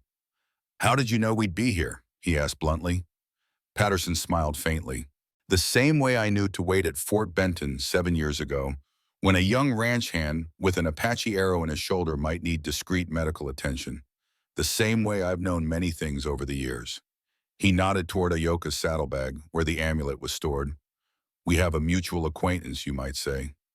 You've used the amulet? Ayoka asked, surprise evident in her tone. Not directly, no, but I've communed with it through individuals like your father. I've walked the spaces between worlds in my dreams. Patterson's eyes took on a distant quality. I've spent my life studying the connections between Apache medicine and what we call modern medical science. Both are paths to healing, just through different landscapes. That still doesn't explain why you're here, Garrett pressed. Patterson set down his cup. I'm here because Nathaniel Blackwood must be stopped, because the Spirit Valley must be protected, Because the three of you need a guide who can move between worlds. His expression grew grave. And because Makia is dying and before he joins the ancestors, certain knowledge must be passed on. To who? Elena asked. Patterson looked at each of them in turn, his gaze settling finally on Garrett. To all of you, in different ways, but especially to you, Mr. Sullivan. Me? Why me? Because 7 years ago you made a choice that altered the course of many lives. You saved a child when others would have looked away. You faced truths that challenged everything you believed. Patterson leaned forward, and because the amulet recognized something in your spirit, a capacity to bridge worlds, to see beyond the veil of ordinary perception. Garrett shifted uncomfortably under the intensity of the doctor's gaze. I'm no mystic. I just did what seemed right at the time. Sometimes the most profound spiritual journeys begin with the simplest moral choices, Patterson replied. The amulet doesn't choose based on mystical potential or Apache bloodlines. It responds to the quality of one's spirit. He smiled slightly. Why do you think it worked so powerfully with you, showing you visions and memories that transformed your understanding? Before Garrett could respond, Ayoka spoke up.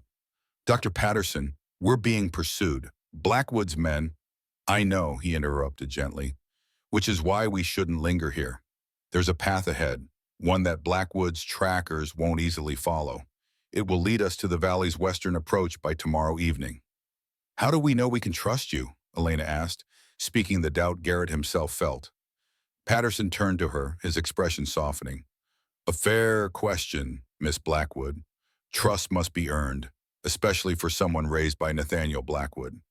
He reached into his pocket and withdrew a small object, offering it to her. Perhaps this might help. Elena took the object, a delicate silver locket on a chain. Her hand trembled slightly as she opened it, revealing a miniature portrait inside. This is my mother, she whispered, as a young woman. She gave it to me for safekeeping shortly before her death, Patterson explained, along with a message.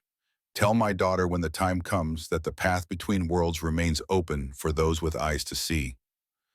Elena's fingers closed around the locket, her expression a complex mixture of grief and wonder. She knew. She knew what would happen to her. Maria was gifted with foresight like many of her mother's people, Patterson confirmed gently. She saw shadows of what might come, though not the full picture. He glanced at Ayoka. Much like your father's visions, glimpses through a veil, not complete revelations. Garrett watched this exchange with growing acceptance. However improbable Patterson's appearance might seem, the doctor's knowledge and the reaction of both women suggested he was indeed who he claimed to be. How soon can we leave? He asked, making his decision. Patterson smiled, recognizing the implicit acceptance of his guidance. Immediately, Blackwood's men are currently following a false trail I laid yesterday, but that diversion won't hold them for long. They quickly doused the fire and mounted, with Patterson riding a sturdy mountain pony that had been grazing nearby. The doctor led them confidently through a series of switchbacks and narrow passes that seemed to vanish behind them as they passed, as if the landscape itself were rearranging to cover their trail. As they rode, Patterson shared information that filled crucial gaps in their understanding. How Blackwood had first learned of the amulet from Spanish records he'd purchased in Santa Fe. How he deliberately courted and married Maria once he discovered her Apache heritage. How his obsession had grown over decades from scholarly interest to monomania. The amulet itself isn't the true prize for Blackwood, Patterson explained as they navigated a particularly treacherous mountain path. It's merely the key. What he truly seeks is the heart of the valley, the sacred pool at its center, where the boundary between worlds is thinnest. The Spirit Lake, Ayoka murmured, where the ancestors can be heard by those with open hearts. Precisely, Patterson confirmed. Blackwood believes that whoever controls the lake controls access to knowledge beyond ordinary understanding. Secrets of the earth, hidden treasures, perhaps even insights into the future itself. And does it truly offer such things? Elena asked, clearly struggling with the mystical concepts being discussed. The lake offers wisdom to those prepared to receive it, Patterson replied carefully. But not in the way Blackwood imagines. The voices of the ancestors don't reveal gold mines or winning cards at poker. They offer guidance, healing, connection to something greater than oneself. He shook his head. Blackwood's desire to possess and exploit such a sacred place is a fundamental misunderstanding of its nature. They rode until dusk, making camp in a protected hollow that seemed almost perfectly designed for concealment. As they settled around a small fire, Patterson turned to Ayoka. "May I see the amulet? It's been many years since I was in its presence." After a moment's hesitation, Ayoka withdrew the leather pouch and carefully removed the amulet, holding it in her open palm so the firelight played across its surface. The turquoise center seemed to pulse subtly, as if responding to the gathered company. Patterson didn't touch it, merely studying it with respectful appreciation. "Beautiful," he murmured, "and unchanged, despite all it has witnessed." Garrett found himself drawn to the amulet as well, the bracelet on his wrist warming in response to its proximity. Without thinking, he extended his hand toward it. "May I?" he asked Ayoka. Her eyes widened slightly in surprise. The amulet was rarely handled by non-Apache, but after a moment she nodded, carefully transferring it to his palm. The moment his skin made contact with the ancient stone, Garrett felt a jolt of connection unlike anything he'd experienced before. Not the gradual drift into dream memories that the bracelet had facilitated, but an immediate, overwhelming sense of presence, as if countless consciousnesses suddenly became aware of him, observing with benevolent interest. The turquoise center flared with blue light, casting eerie shadows across the camp. Garrett gasped, nearly dropping the amulet as visions flashed through his mind too quickly to grasp. Fragments of past and future, faces known and unknown, landscapes both familiar and strange. One image lingered longer than the others. Makya, Ayoka's father, lying beside a shimmering pool, his face gaunt but his eyes bright with purpose, looking directly at Garrett as if across time and space. "He's waiting for us," Garrett whispered, the words emerging unbidden. "At the Spirit Lake," he says, "time grows short." Ayoka reached out, gently taking the amulet from Garrett's trembling hand. "You saw my father?" Garrett nodded, struggling to process what had just happened. "He looked directly at me, as if he knew I would see him." "He did know," Patterson said quietly. "Makya has been preparing for this moment for many years. The connection between you and the amulet is no accident, Mr. Sullivan." Elena had watched the entire exchange with wide eyes, her skepticism visibly warring with what she had just witnessed. Is this what my mother experienced? This connection to something beyond ordinary perception?" "In her own way, yes," Patterson confirmed. "Maria was gifted with dreams that showed her glimpses of possible futures. It was both blessing and burden, to see what might come, yet be unable to fully prevent it." The conversation continued long into the night, each revelation building upon the last, creating a tapestry of connection and purpose that seemed to transcend the immediate dangers they faced. By the time they settled for sleep, with Patterson taking first watch, a sense of inevitability had settled over the group, a feeling that they were moving toward a convergence long foreseen. As Garrett drifted toward sleep, the bracelet warm against his wrist, he found himself wondering what awaited them in the Spirit Valley, what final purpose Makya had envisioned for him, and whether, when all was said and done, he would return to his solitary existence or find himself transformed yet again by forces beyond his understanding. As they made camp that evening, Garrett found himself drawn to a solitary spot overlooking the valley below. The weight of Samuel's revelation and his loss pressed heavily on his chest. His brother, a connection to his father he never knew existed, gone almost as soon as he'd discovered it. Ayoka approached quietly, respecting his grief with her silence before finally speaking. "He carried you in his heart always," she said, "even when you didn't know him as brother." "All those years," Garrett replied, voice rough with emotion. "He was there, guiding me, protecting me from the shadows, and I never knew." He looked down at the bracelet, still warm against his wrist. "He could have told me sooner." "Would you have been ready to hear it?" Ayoka asked gently. "To accept your father loved an Apache woman? That your blood is connected to the people you were taught to hate?" The question struck home. Garrett remembered his younger self, bitter and angry, blaming the Apache for his parents' death. "No," he admitted, "I wouldn't have been ready." "Samuel knew this. He waited, watching you grow, change. He saw your heart open when you saved me." She placed her hand over his. "Now his spirit joins our father's, but the connection remains. The blood you share flows in your veins still. In that moment of stillness, Garrett felt something shift within, the final piece of a puzzle falling into place. His connection to the Apache world wasn't just through Ayoka or the amulet's magic, but through his own bloodline. The boundary crosser indeed, with one foot in each world by birth as well as by choice. I have a family I never knew, he said quietly, and lost it before I could truly find it. Not lost, Ayoka corrected softly. Changed, transformed.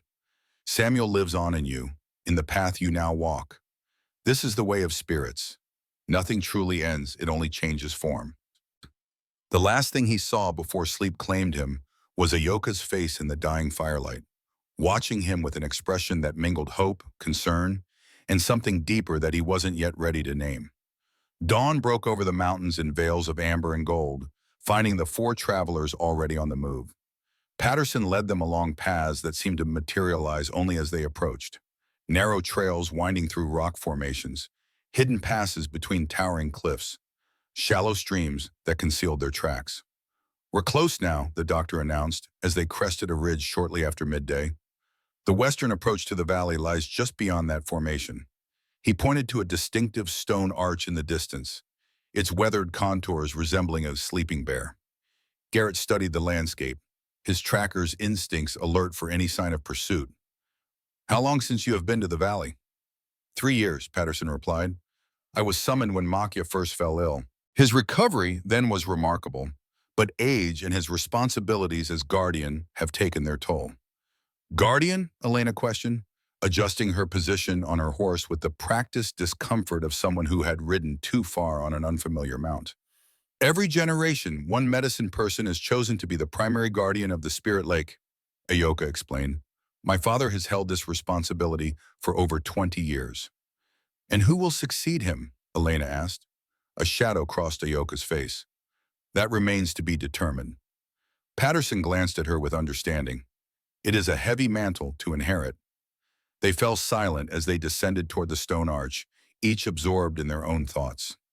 Garrett found himself remembering his brief visit to the valley 7 years before, the lush, hidden paradise nestled among forbidding peaks, the clear lake at its center that seemed to glow with inner light, the sense of timelessness that pervaded the entire sanctuary. As they neared the arch, Ayoka suddenly raised her hand, signaling a halt. Wait, she said, her voice tense. Something's wrong. Garrett scanned their surroundings, seeing nothing unusual. What is it? The sentinels, she replied, eyes narrowing. There should be guards at the approach. Always.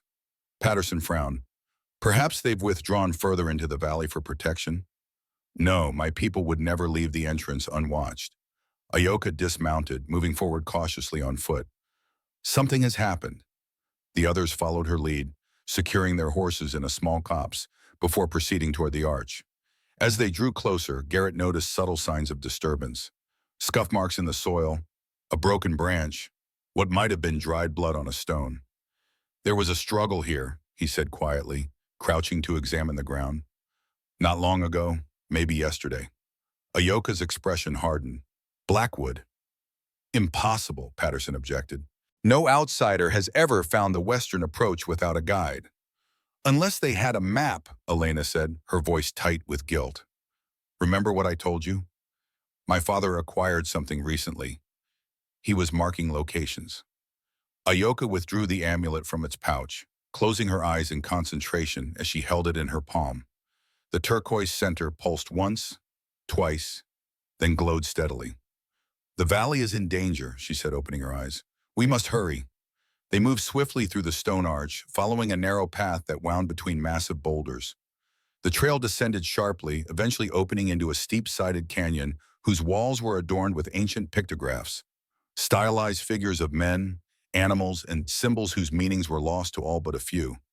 Patterson touched one of the figures reverently. The history of the Apache, written in stone. Generations of guardians have added to these walls. My father's contribution, Ayoka said, indicating a series of symbols near the bottom of the wall. The prophecy of 3 souls and the final confrontation. Garrett studied the pictographs, a central figure flanked by 2 others, standing before what appeared to be a pool or lake. Above them, a menacing shape loomed, part man and part shadow. "Is that supposed to be us?" he asked. "In Blackwood?"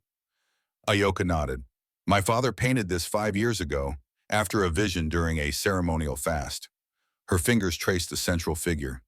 "He said the boundary crosser would stand between worlds when the final challenge came." "The boundary crosser," Elena repeated. "That's you, isn't it, Mr. Sullivan?" Before Garrett could respond, a sharp whistle cut through the canyon, a signal that made Ayoka straighten immediately. "Apache scouts," she said, relief evident in her voice. "They're still defending the valley." She whistled in response, a different pattern that apparently conveyed their identity. Within moments, three figures materialized from concealed positions along the canyon walls, Apache warriors with painted faces and ready weapons. Ayoka spoke rapidly in Apache, gesturing to her companions. The lead warrior, a young man with fierce eyes and a recent wound on his forearm, responded tersely, his gaze lingering suspiciously on Elena. "This is Dakota, my cousin," Ayoka explained in English. "He says Blackwood's men attacked yesterday. Several of our people were wounded, but they held the main entrance to the valley. The attackers withdrew but are camped nearby, apparently waiting for reinforcements." "Blackwood himself?" Garrett asked. Ayoka translated the question, listened to Dakota's response, then shook her head. "No, just his men, but they're well armed and determined." Patterson stepped forward, addressing Dakota directly and halting Apache. Whatever he said caused the young warrior's eyes to widen in recognition. He responded with evident respect, inclining his head slightly. "What did you tell him?" Garrett asked. "That I was present at his birth," Patterson replied simply, "and that we've come in response to Makia's summons."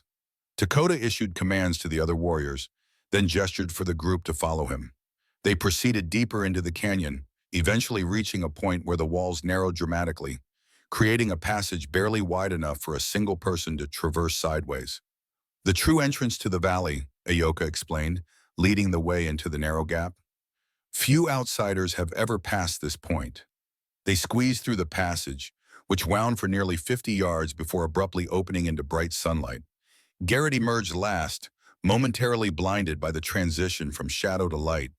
As his vision cleared, the Spirit Valley revealed itself in all its hidden glory. A vast bowl of green spread before them, sheltered on all sides by towering cliffs. Clear streams crisscrossed meadows dotted with wildflowers. Groves of ancient trees provided shade for small clusters of traditional Apache dwellings. In the distance, at the valley's center, a lake shimmered with an otherworldly blue radiance. The Spirit Lake, heart of this secret sanctuary. "It's even more beautiful than I remembered," Garrett murmured. "It's incredible," Elena whispered, her refined composure momentarily abandoned in pure wonder. "I had no idea such a place existed." Dakota led them along a well-worn path toward the lake, through areas where Apache families went about daily tasks, grinding maize, tanning hides, weaving baskets of demayans. Their progress drew curious looks and murmured comments. Many greeted Ayoka with obvious respect, some recognized Patterson with surprise and delight. All regarded Elena with undisguised suspicion, despite Ayoka's protective presence at her side. "They know who I am," Elena said quietly. "Whose daughter?"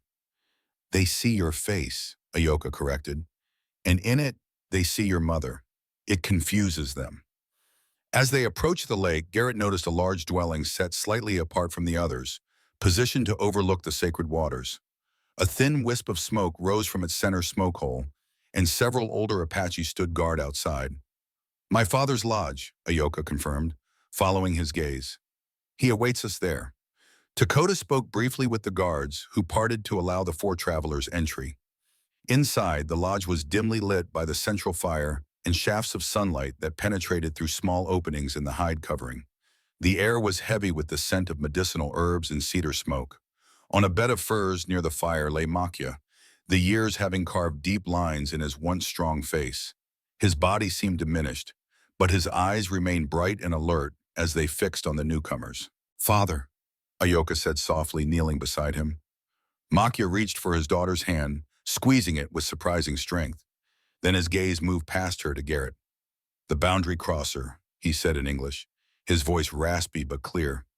"You have come, as I saw you would." Garrett approached respectfully, unsure of the proper protocol. "I came Because your daughter asked it of me, Tom, he replied simply. A smile touched the old man's weathered face. And she asked because I sent her. The circle completes. His gaze shifted to Elena, who hung back uncertainly near the entrance. Maria's daughter. This I did not foresee clearly. Come closer, child. Elena approached hesitantly, visibly moved by the mention of her mother. You knew her? She was daughter to my wife's cousin, Makia confirmed, a bright spirit torn between worlds. His eyes studied Elena's face. You have her strength in you, though you have lived long in the shadow of your father. Lastly, his attention turned to Patterson. Old friend, you found them as promised. As you knew I would, the doctor replied, settling beside the bed, though Blackwood moves more quickly than anticipated.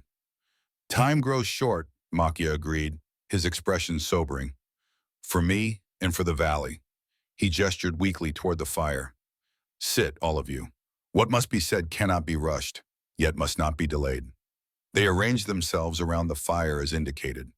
Ayoka prepared a tea from herbs hanging nearby, offering the first cup to her father, who drank it with evident relief from pain. 7 years ago, Makia began, his strength seemingly bolstered by the medicine, I entrusted my daughter and our most sacred relic to a young white man who had no reason to help us, who had every reason to hate us. This was not chance. The spirits had shown me his coming in dreams for years before. His eyes fixed on Garrett. You were marked from birth, boundary crosser. Your father was known to us as fair and honorable. He traded with our people, learned some of our ways, respected our boundaries. Blackwood killed him not just for what he knew, but for what his bloodline represented. A bridge between worlds that threatened Blackwood's vision of conquest. Garrett absorbed this revelation with growing unease. You're saying my father's death was predestined? Part of some plan? Not predestined, Makia corrected. Nothing is fixed until it occurs. But some souls are born with purposes that the spirits recognize, that they guide toward fulfillment if the soul is willing. He gestured to the amulet, which Ayoka had placed beside the fire. The amulet recognized this in you. It opened doors between your consciousness and my daughter's, showed you truths you needed to understand. And now, Garrett asked, what purpose am I meant to serve now? Protection, Makia replied, the final defense of the valley against Blackwood's darkness. He shifted painfully, accepting Ayoka's assistance to sit more upright. For 20 years, I have served as guardian of the Spirit Lake. Now my journey in this world nears its end, and the guardianship must pass to another. His gaze moved meaningfully between Garrett and Ayoka.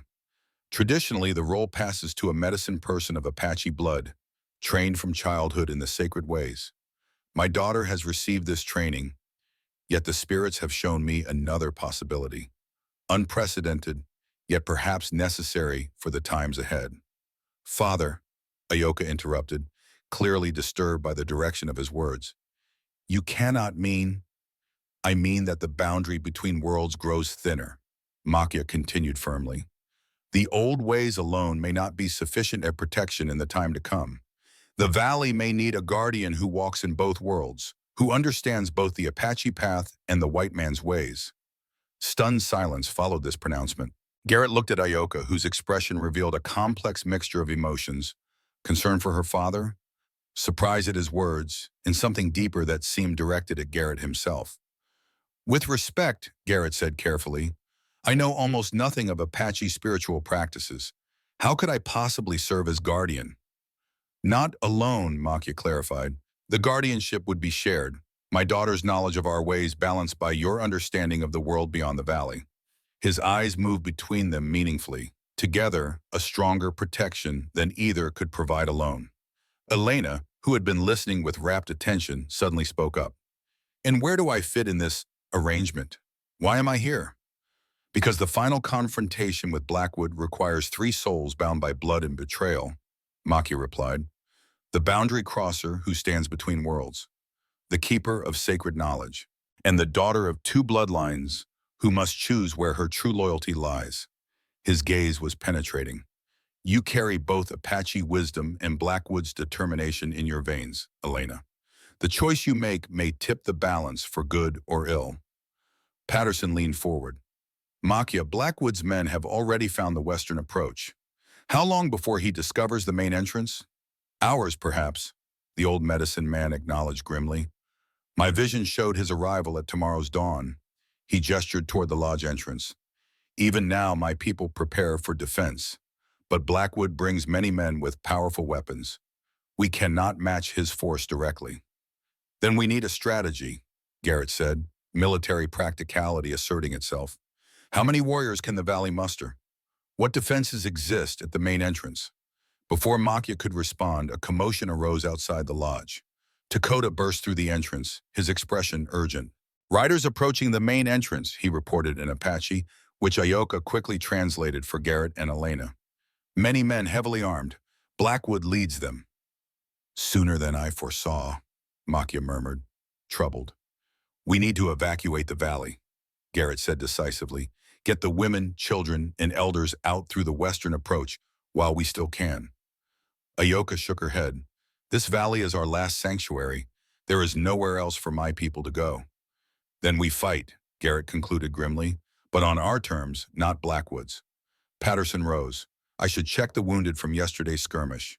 They'll need to be moved to safety if fighting reaches the valley floor. As the doctor departed with Dakota, Makia gestured for Garrett to come closer. The amulet, he said urgently. It must be kept from Blackwood at all costs. If he gains its power and access to the Spirit Lake, I understand, Garrett assured him. We'll protect it. Not just protect, Makia insisted, his voice weakening. Use. The amulet's full power has remained dormant for generations, awakened only partially when needed. But in this final confrontation, it must be fully engaged. How? Ayoka asked, concern evident in her voice. Such power requires strength you no longer have, Father. Makia's gaze moved between his daughter and Garrett. Not my strength, yours. Together. The boundary crosser and the keeper of knowledge joined in common purpose. He reached for their hands, bringing them together over the amulet. What one alone cannot bear, two united might carry. As their hands touched above the ancient stone, the turquoise center flared with brilliant blue light. Garrett felt a jolt of energy surge up his arm, connecting with the bracelet at his wrist. Beside him, Ayoka gasped, her eyes widening as the same energy visibly coursed through her. For a moment that seemed to stretch into eternity, Garrett felt his consciousness expand beyond the confines of his body, merging, blending with Ayoka's, in a union far more profound than the shared dreams of 7 years ago. He saw through her eyes, felt through her heart, understood through her mind, and she through his. Past and present, memory and hope, fear and courage, all flowed between them in a torrent of shared experience. When the light finally faded and their consciousness separated back into individual awareness, both were breathing heavily, staring at each other with new understanding. This is the true power of the amulet, Makia said softly. Not merely to walk in another's memory, but to join spirits in sacred purpose. Few in each generation can withstand such connection. Elena had watched the entire exchange with astonished silence. Now she spoke, her voice hushed. And this is what my father seeks to control? This power? He seeks, but cannot achieve, Makia replied. The amulet responds only to those it recognizes as worthy, those who would use its power for protection, not domination. A shout from outside interrupted them, more urgent messages being relayed through the valley. Ayoka rose, still visibly affected by the joining experience, and went to the entrance to listen. Blackwood's men have established positions around the main entrance, she reported. They're bringing in some kind of heavy equipment, metal tubes on wheeled platforms. Cannons, Garrett realized with horror. He's brought artillery. He means to blast his way in if necessary, Elena concluded grimly. My father never does anything by half measures. Makia struggled to rise, his face contorted with effort. Help me to the lake. My final strength must be used in the valley's defense. Garrett and Ayoka supported the old medicine man between them, helping him from the lodge toward the shimmering waters of the Spirit Lake. As they approached the shore, Garrett noticed other elders gathering. Men and women of advanced years, each bearing symbols of spiritual authority. The remaining medicine people, Ayoka explained quietly, They come to add their strength to my father's. They lowered Makya carefully to a stone bench at the water's edge. The old man's breathing was labored, but his eyes remained clear and determined as he surveyed the gathered elders. The time of prophecy is upon us, he announced in Apache, his voice carrying surprising strength. The darkness approaches our sanctuary. We must call upon the ancestors as never before. The elders murmured agreement, arranging themselves in a semicircle along the lakeshore. At some unspoken signal, they began a low chant that seemed to resonate with the very air around them. Garrett stood respectfully behind Ayoka, feeling distinctly out of place yet somehow integral to what was unfolding. The recent connection through the amulet had left him with lingering awareness of Ayoka's thoughts and feelings. Her concern for her father, her fear for her people, her uncertainty about the role Makya envisioned for her, and for Garrett himself. Elena approached cautiously, her expression torn between fascination and discomfort. "What are they doing?" "Calling to the spirits," Ayoka replied without taking her eyes from the ceremony, "asking for guidance and protection."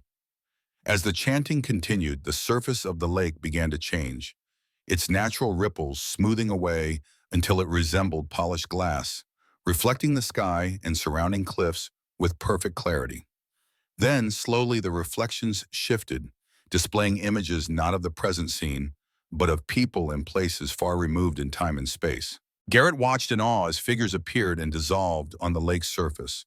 Apache ancestors in traditional dress, settlers from different eras, landscapes both familiar and strange. The visions moved too quickly for clear interpretation, yet created an impression of vast continuity, of lives connected across generations. "The boundary between worlds thins," Maki explained softly. "The ancestors gather, aware of the threat to their sanctuary." Elena stared at the shifting images with undisguised wonder. "This is real," she whispered, as if finally accepting the truth of what she was witnessing. "All of it, the spirits, the visions, the power of this place, it's all real." "Yes," Ayoka confirmed, "this is what your mother understood, what she tried to protect you from knowing until you were ready." A commotion from the valley entrance interrupted the ceremony. Dakota appeared, running toward them with urgent news. "Blackwood demands passage into the valley," he reported, breathing heavily. "He claims to come in peace, seeking only to speak with the leaders." Makya's expression hardened. "Nathaniel Blackwood has never sought peace in his life." "He says he has something you want," Dakota continued, "something that will make you grant him access to the lake." "What could he possibly offer?" Ayoka asked skeptically. Dakota hesitated, glancing uncomfortably at Elena before answering. "He says he has proof of what really happened to Maria Vasquez Blackwood, and he will destroy it if denied entry." Elena went still, color draining from her face. "Proof of my mother's murder?" "A trap," Garrett said immediately. "He's trying to manipulate his way inside." "Perhaps," Makya acknowledged. "Yet if such proof exists—" He looked at Elena with compassion. "Would knowing the truth of your mother's fate bring you peace, daughter of Maria?" Elena straightened, a new resolve evident in her bearing. "I already know the truth in my heart. I need no proof from the man who killed her." She turned to Garrett and Ayoka. "But I know my father. He won't stop until he gets what he wants, by negotiation or by force." "Then we must prepare for both," Garrett decided. "Ayoka, gather your best warriors. Elena, you know your father's tactics better than anyone. Help us anticipate his moves. I'll organize defenses at both entrances." As they prepared to separate, Makya called them back. "The sun sets," he noted, gesturing to the western sky visible above the cliffs. "Blackwood will not attack in darkness. He fears what he does not understand. Tonight we prepare. At dawn, we face our destiny." His gaze lingered on each of them in turn, finally settling on Garrett. "Tonight, Boundary Crosser, you must complete your preparation. The amulet has shown you fragments of the past. Now you must be ready to face the full truth and the choice that comes with it." "What choice?" Garrett asked, uneasy at the prophetic tone. "Between worlds," Makya replied simply. "Between life paths, between futures." His eyes moved meaningfully to Ayoka. "No one can make this choice for you. But know that whatever you decide will echo through generations to come." As twilight deepened over the Spirit Valley, transforming the sanctuary into a realm of shadows and starlight, Garrett felt the weight of approaching destiny settle around him. Tomorrow would bring confrontation with Nathaniel Blackwood, the man responsible for his parents' death, for years of grief built on lies, for threats to the very existence of this hidden paradise. And beyond that confrontation lay choices he could scarcely comprehend, about his place in the world, about connections forged through mystical means, about a future that suddenly seemed vast with possibility and peril. The Spirit Lake continued to shimmer with otherworldly light as night fell, its surface occasionally rippling with images from beyond ordinary perception.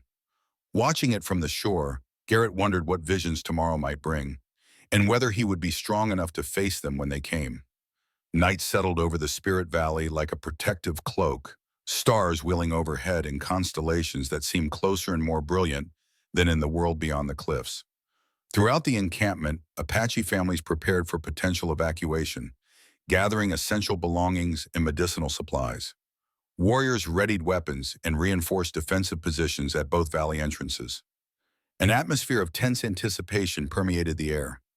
Garrett stood on a rise overlooking the main approach, studying the terrain with a strategist's eye. Dakota had positioned scouts to monitor Blackwood's camp, reporting that at least 20 armed men had established positions around the narrow entrance passage. The cannons, two small field pieces likely transported in pieces and reassembled on site, were being prepared for morning deployment. "He's serious about forcing his way in," Garrett muttered, more to himself than to Ayoka, who stood beside him. "My people have defended this valley for generations," she replied, "but never against such weapons." "Conventional defense won't work," Garrett acknowledged. "We need something unexpected." They had spent hours developing plans, consulting with Dakota and other warrior leaders, identifying vulnerable points and potential advantages. The valley's natural features provided some protection, the narrow entrances, the high cliffs, but against determined attackers with modern weapons, such barriers might not be sufficient. As they returned toward the central encampment, they passed Elena deep in conversation with Patterson near the medicine lodge. The doctor had been treating wounded from the previous day's skirmish, while Elena had been providing invaluable insights into her father's tactical tendencies. "He'll lead from behind," she had explained earlier. "My father never risks himself unnecessarily. He'll send his men forward first, test defenses, look for weaknesses." "Does he suspect you've joined us?" Garrett had asked. Elena's expression had darkened. "Almost certainly. He keeps me under close observation at home. He must have realized I sought you out deliberately." She had hesitated before adding, "If he believes I've betrayed him, he'll be even more determined." Now, as they approached, Patterson rose to meet them. "Makia is asking for you both," he said quietly. "His strength fades, but he insists on completing certain preparations before dawn." They found the old medicine man seated by the Spirit Lake, wrapped in blankets against the night chill, his face gaunt, but his eyes still burning with inner purpose. Several other elders attended him, grinding herbs and preparing ceremonial items. "Sit," Makia instructed, gesturing to spaces beside him. As they complied, he continued, "The valley's oldest defenses must be awakened, not used in generations, but remembered in the songs of our medicine people." "What defenses?" Garrett asked. "The spirits of the land itself," Makia replied. "This valley was chosen by our ancestors not only for its hidden nature, but for the power that resides in its stones, its waters, its very air." He gestured toward the lake. "The Spirit Lake is the center, but the entire valley is sacred ground, imbued with the presence of those who came before." Ayoka leaned forward. "The calling of the ancestors," she said, recognition dawning. "The ceremony mentioned in the oldest songs." Makia nodded. "Not performed since my grandfather's time, when Spanish soldiers threatened our people. It requires great strength, more than I alone can provide." "That's why you joined our spirits through the amulet," Garrett realized, "to prepare us to help with this ceremony." "Yes," Makia confirmed. "One who walks between two worlds and the keeper of knowledge, united in purpose. Together, you may channel enough power to awaken the valley's ancient guardians." Ayoka leaned forward. "The calling of the ancestors," she said, recognition dawning. "The ceremony mentioned in the oldest songs." Makia nodded. Not performed since my grandfather's time, when Spanish soldiers threatened our people. It requires great strength, more than I alone can provide. That's why you joined our spirits through the amulet, Garrett realized, to prepare us to help with this ceremony. Yes, Makia confirmed, the boundary crosser and the keeper of knowledge, united in purpose. Together you may channel enough power to awaken the valley's ancient guardians. What exactly does this ceremony entail? Garrett asked, unable to keep the skepticism from his voice despite all he had witnessed. Makia's expression remained patient. The amulet serves as focus. Placed in the spirit lake at dawn, it becomes a conduit between worlds. Through it, we call to those who have protected this land through the ages, not as spirits of the dead, but as forces of nature itself. And these forces, they'll help us against Blackwood? Garrett pressed. They will make the valley itself resist invasion, Makia clarified. The path will shift beneath enemies' feet. The stones will become unstable. The air will confuse and disorient. He fixed Garrett with a penetrating gaze. You have witnessed a small taste of such power years ago in the Box Canyon when Kaya sang to the wind. Garrett remembered that night vividly. The unnatural storm that had driven Blackwood's men away, conjured seemingly from Kaya's song. That was her doing? Her connection to the spirits. Yes, Makia confirmed. A gift she inherited from my line. But tomorrow will require something far greater. A joining of powers across boundaries of blood and culture. He gestured for the amulet, which Ayoka carefully removed from its pouch. In the starlight, its turquoise center seemed alive with shifting patterns, like a miniature version of the spirit lake itself. Tonight, you must complete the preparation the amulet began years ago, Makia said, addressing Garrett. You have seen fragments of truth through dreams. Now you must face the complete vision, your past, your present, and the possible futures that branch from tomorrow's confrontation. And me? Ayoka asked, her voice betraying rare uncertainty. You will guide him, daughter, Makia replied gently. Your spirits have touched through the amulet's power. Tonight that connection must deepen if you are to stand together against what comes.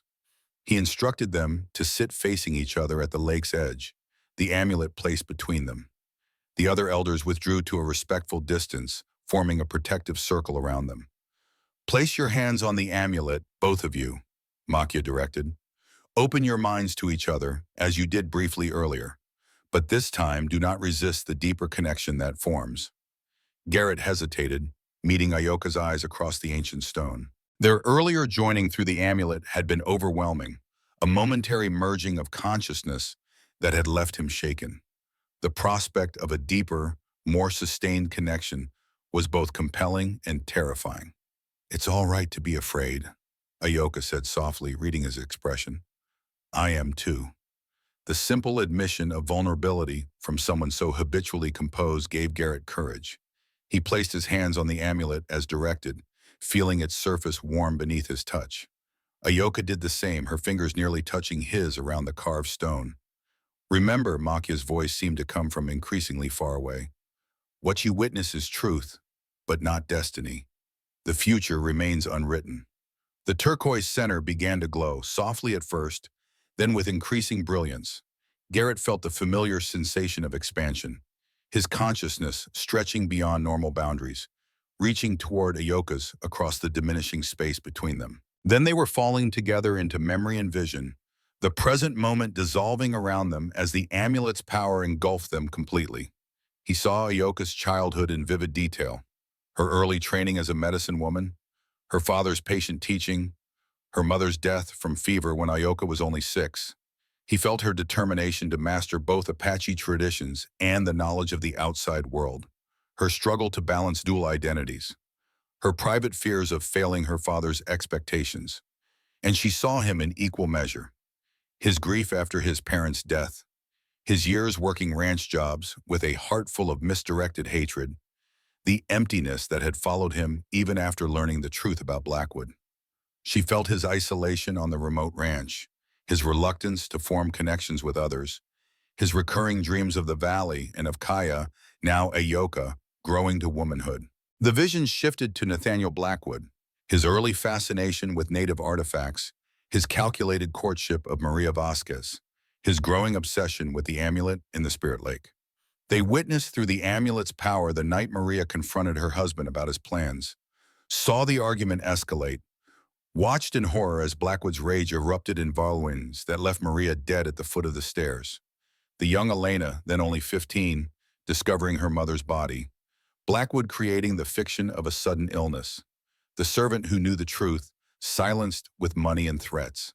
Then came glimpses of possible futures branching from the coming dawn, visions that shifted and reformed as if uncertain which might manifest.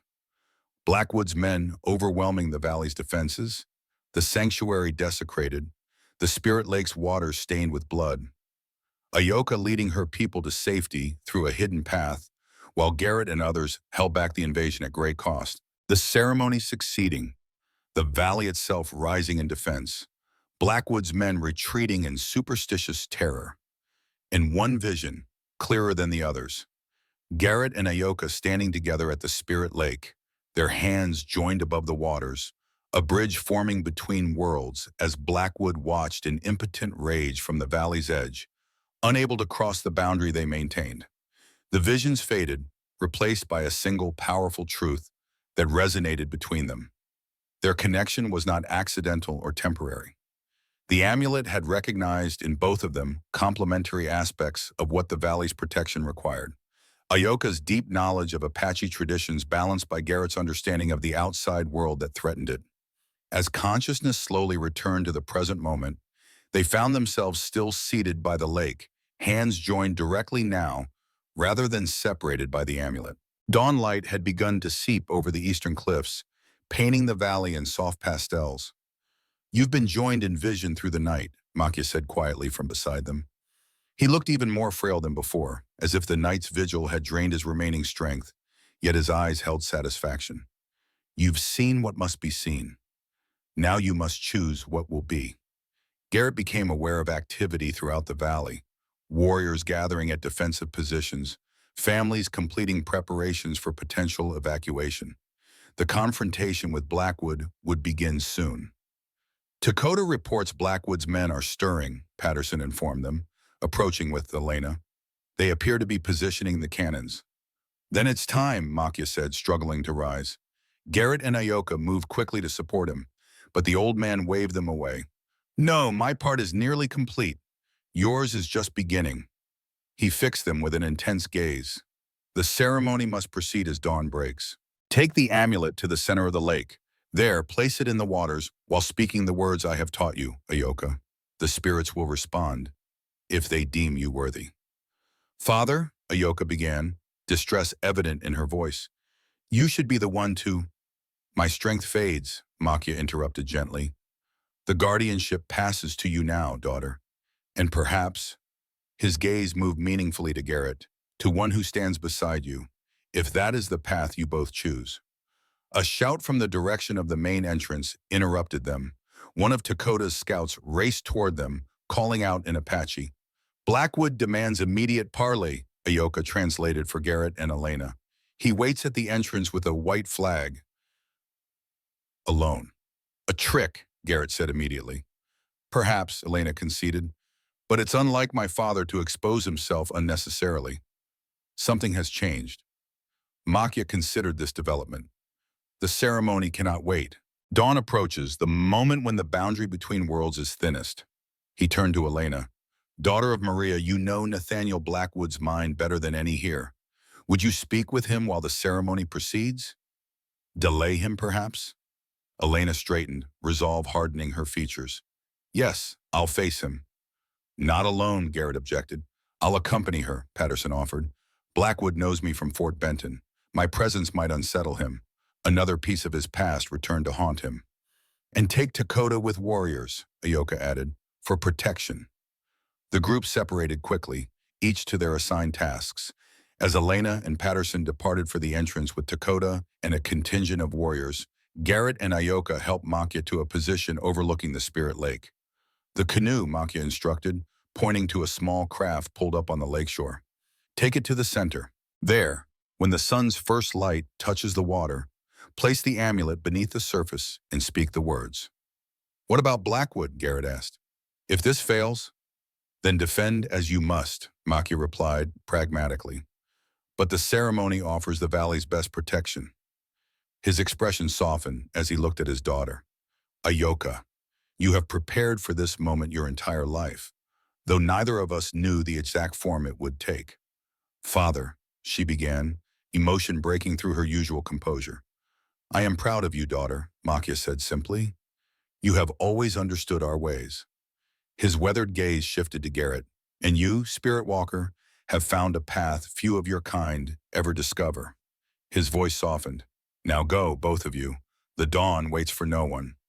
Garrett and Ayoka made their way to the shore where other elders had prepared the ceremonial canoe with symbols painted along its sides. As they pushed it into the water, Garrett glanced toward the valley entrance, where Elena and Patterson would now be confronting Blackwood. She'll be all right, Ayoka said, reading his concern. Elena has more strength than she knows. Maria's strength. They paddled toward the center of the lake, where the water deepened and took on an even more pronounced blue luminescence. The eastern sky brightened steadily, the moment of sunrise approaching. In Ayoka's hands, the amulet pulsed with answering light, as if sensing the ceremony's imminence. What exactly will happen? Garrett asked as they reached the lake's center and steadied the canoe. If the spirits accept our offering, the valley's ancient protections will awaken, Ayoka replied. Beyond that, she met his eyes. The vision showed possibilities, not certainties. The first ray of sunlight crested the eastern cliff, striking the lake's surface with golden brilliance. At that moment, a distant boom echoed through the valley, the sound of one of Blackwood's cannons firing. It's begun, Garrett said grimly. Whatever you're going to do it now. Ayoka raised the amulet, speaking words in Apache that seemed to resonate across the water's surface. Then, with deliberate motion, she lowered the ancient stone into the lake, keeping hold of the leather cord that secured it. For several heartbeats, nothing happened. The lake remained still, reflecting the brightening sky. The distant sounds of conflict continued from the entrance. Shouts, another cannon blast, the crack of rifles. It's not working, Garrett said, tension evident in his voice. We need to get back. Help defend. Wait, Ayoka interrupted, her gaze fixed on the water around them. The lake's surface had begun to change, not with normal ripples, but with patterns of light that spread outward from where the amulet hung suspended. The blue luminescence intensified, pulsing like a heartbeat through the clear waters. Ayoka spoke again in Apache, her voice stronger now, more commanding. The patterns of light responded, swirling in complex configurations that matched her words. She reached for Garrett's hand, drawing him into the ceremony. Join your voice with mine, she instructed. The boundary crosser must call as well. I don't know the words, Garrett objected. You do, she insisted. Through our connection, trust what you feel. Garrett closed his eyes, allowing the lingering connection from their night-long vision to guide him. Words rose to his consciousness, ancient Apache phrases mingled with English, forming a hybrid invocation that felt right in some way he couldn't articulate. As their voices joined, the lake's response intensified dramatically. Light erupted from the depths, not just blue now, but a spectrum of colors that shot skyward like liquid aurora borealis. The water around their canoe began to swirl, not threatening to capsize them but creating a perfect circle of calm in which they remained centered. Throughout the valley, the earth responded, a low rumbling that wasn't quite an earthquake but a resonance as if the land itself were awakening to their call. Trees swayed though no wind blew. The air shimmered with visible energy that flowed from the lake outward toward the valley's boundaries. At the main entrance, where Elena and Patterson faced Blackwood across a narrow buffer zone, the manifestation was most dramatic. The very rocks of the passage began to shift and groan, changing configuration before the astonished eyes of all present. Nathaniel Blackwood, older than in Garrett's dreams but still imposing, his silver hair and expensive clothing marking him as a man of wealth and power, stared in naked shock at the transformation occurring around him. What have you done? He demanded of Elena, his voice carrying to those nearby. What witchcraft is this? Not witchcraft, Father, Elena replied steadily. The valley protects itself against those who would desecrate it. I came for you, Blackwood snarled, his calm facade cracking. To bring you home, away from these savages. This is how you repay my concern? With betrayal? Is that why you brought cannons and armed men? Elena countered. Out of fatherly concern? Or was it to finally seize what you've coveted for decades, the Spirit Lake and its power? You know nothing of my purposes, Blackwood retorted. These people have poisoned your mind, just as they did your mother's. My mother, Elena said, her voice dropping to a dangerous quiet that nevertheless carried clearly. Let's speak of her, shall we? Of how she died, not of fever as you claimed, but at your hands. Blackwood's face contorted with rage and something like fear. Lies. Who has told you such filth? The half-breed traitor? The renegade doctor? His gaze found Patterson among the Apache defenders. You! I might have known you'd be part of this treachery. It's over, Nathaniel, Patterson replied calmly. The valley has rejected you. Take your men and leave while you still can. As if in emphasis, the earth shuddered again, more violently this time. Cracks appeared in the ground between Blackwood and the entrance. Behind him, his men shifted nervously, some already beginning to back away. At the lake's center, Garrett and Ayoka maintained their invocation, feeling the power flow through them into the amulet and from there throughout the valley. The connection between them had deepened even further, their separate consciousnesses operating in perfect harmony, strengthening each other's resolve. Through this connection, Garrett sensed what was happening at the entrance. Blackwood's fury, Elena's defiance, the Apache warriors positioning themselves for potential conflict. He also sensed Makia on the shore, adding his failing strength to the ceremony and one final contribution to the valley's protection. It's working, he said to Ayoka, their hands still joined around the amulet's cord. The valley responds. But Blackwood hasn't retreated, she replied, knowledge flowing between them. He's desperate now, more dangerous than ever. At the entrance, the standoff had reached a critical point. Blackwood's men had brought up one of the small cannons, positioning it to fire into the valley despite the increasingly unstable ground. Blackwood himself had drawn a pistol, his expression a mask of thwarted obsession. If I cannot have the lake's power, he shouted, then no one shall. Fire the cannon. No, Elena lunged forward, placing herself directly in the cannon's path. The gunner hesitated, looking to Blackwood for confirmation. In that moment of hesitation, the earth beneath the cannon shifted dramatically, tilting the weapon upward just as it discharged. The shell flew harmlessly over the valley, exploding against an uninhabited cliff face. Blackwood raised his pistol, aiming not at the Apache warriors, but at his own daughter. Step aside, Elena, now, or I'll consider you as lost to me as your mother was. You already lost me, Elena replied, standing her ground, the moment you killed her. With a roar of incoherent rage, Blackwood squeezed the trigger. The shot echoed through the valley, but Elena remained standing, unharmed. Between her and Blackwood stood Dakota, who had moved with incredible speed to intercept the bullet. He staggered, blood spreading across his chest, but remained upright, his expression defiant. His eyes locked with Elena's for a moment. The warrior who had once been saved by her mother now protecting her daughter, the circle complete. Your mother gave me life, he managed through gritted teeth. I return the debt. The sight of the young warrior taking a bullet meant for his daughter seemed to shock Blackwood back to rationality. He lowered the pistol, staring at what he had done with something approaching horror. Nathaniel Blackwood, Patterson called, his voice carrying authority despite the chaos. You have fired upon those under a flag of truce. You have attempted to murder your own daughter. Even by the laws of your world, you stand condemned. The ground continued to shift and crack, the valley's response to the invocation intensifying. Blackwood's men began to flee in earnest now, abandoning their positions and equipment in growing panic. The path behind them warped and changed, making retreat increasingly difficult. Blackwood himself stood frozen, caught between rage and desperation as his carefully laid plans collapsed around him. His gaze fixed on the distant lake, where the swirling lights marked the center of the power he had sought for so long. This isn't over, he snarled.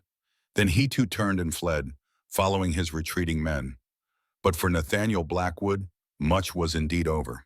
Within days of his retreat, news of his unauthorized military expedition and attempted murder of his own daughter spread throughout the territory.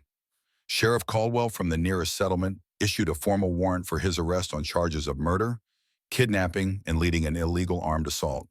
The investors who had backed his enterprises withdrew their support, unwilling to be associated with a man who had tried to kill his own child. Most devastatingly, the territorial governor, once Blackwood's staunch ally, publicly denounced him and ordered a military detachment to apprehend him. When they reached Blackwood Ranch, they found it abandoned, the main house partially burned. Of Blackwood himself, there was no sign beyond a hastily packed office and a trail leading south toward the Mexican border. Maria's prophecy has come to pass, Patterson observed quietly when news reached the valley. Elena was indeed his downfall, just as her mother foresaw. Elena received this news with complicated emotions, her face a study in both vindication and grief for what might have been. He chose his obsession over everything, she said, even his own family. Elena rushed to Dakota's side, helping Patterson lower the wounded warrior to stable ground. The bullet had struck his shoulder rather than his heart, a serious wound, but not immediately fatal if treated properly. At the lake, Garrett and Ayoka sensed the retreat of the immediate threat.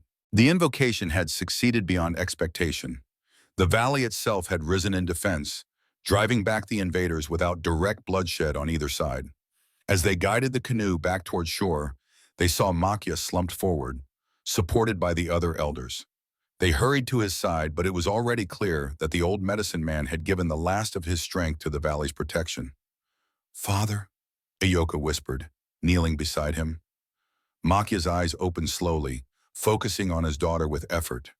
"It is done," he said, his voice barely audible. "It is done," he said, his voice barely audible. "The guardianship passes to you now." His gaze shifted to include Garrett.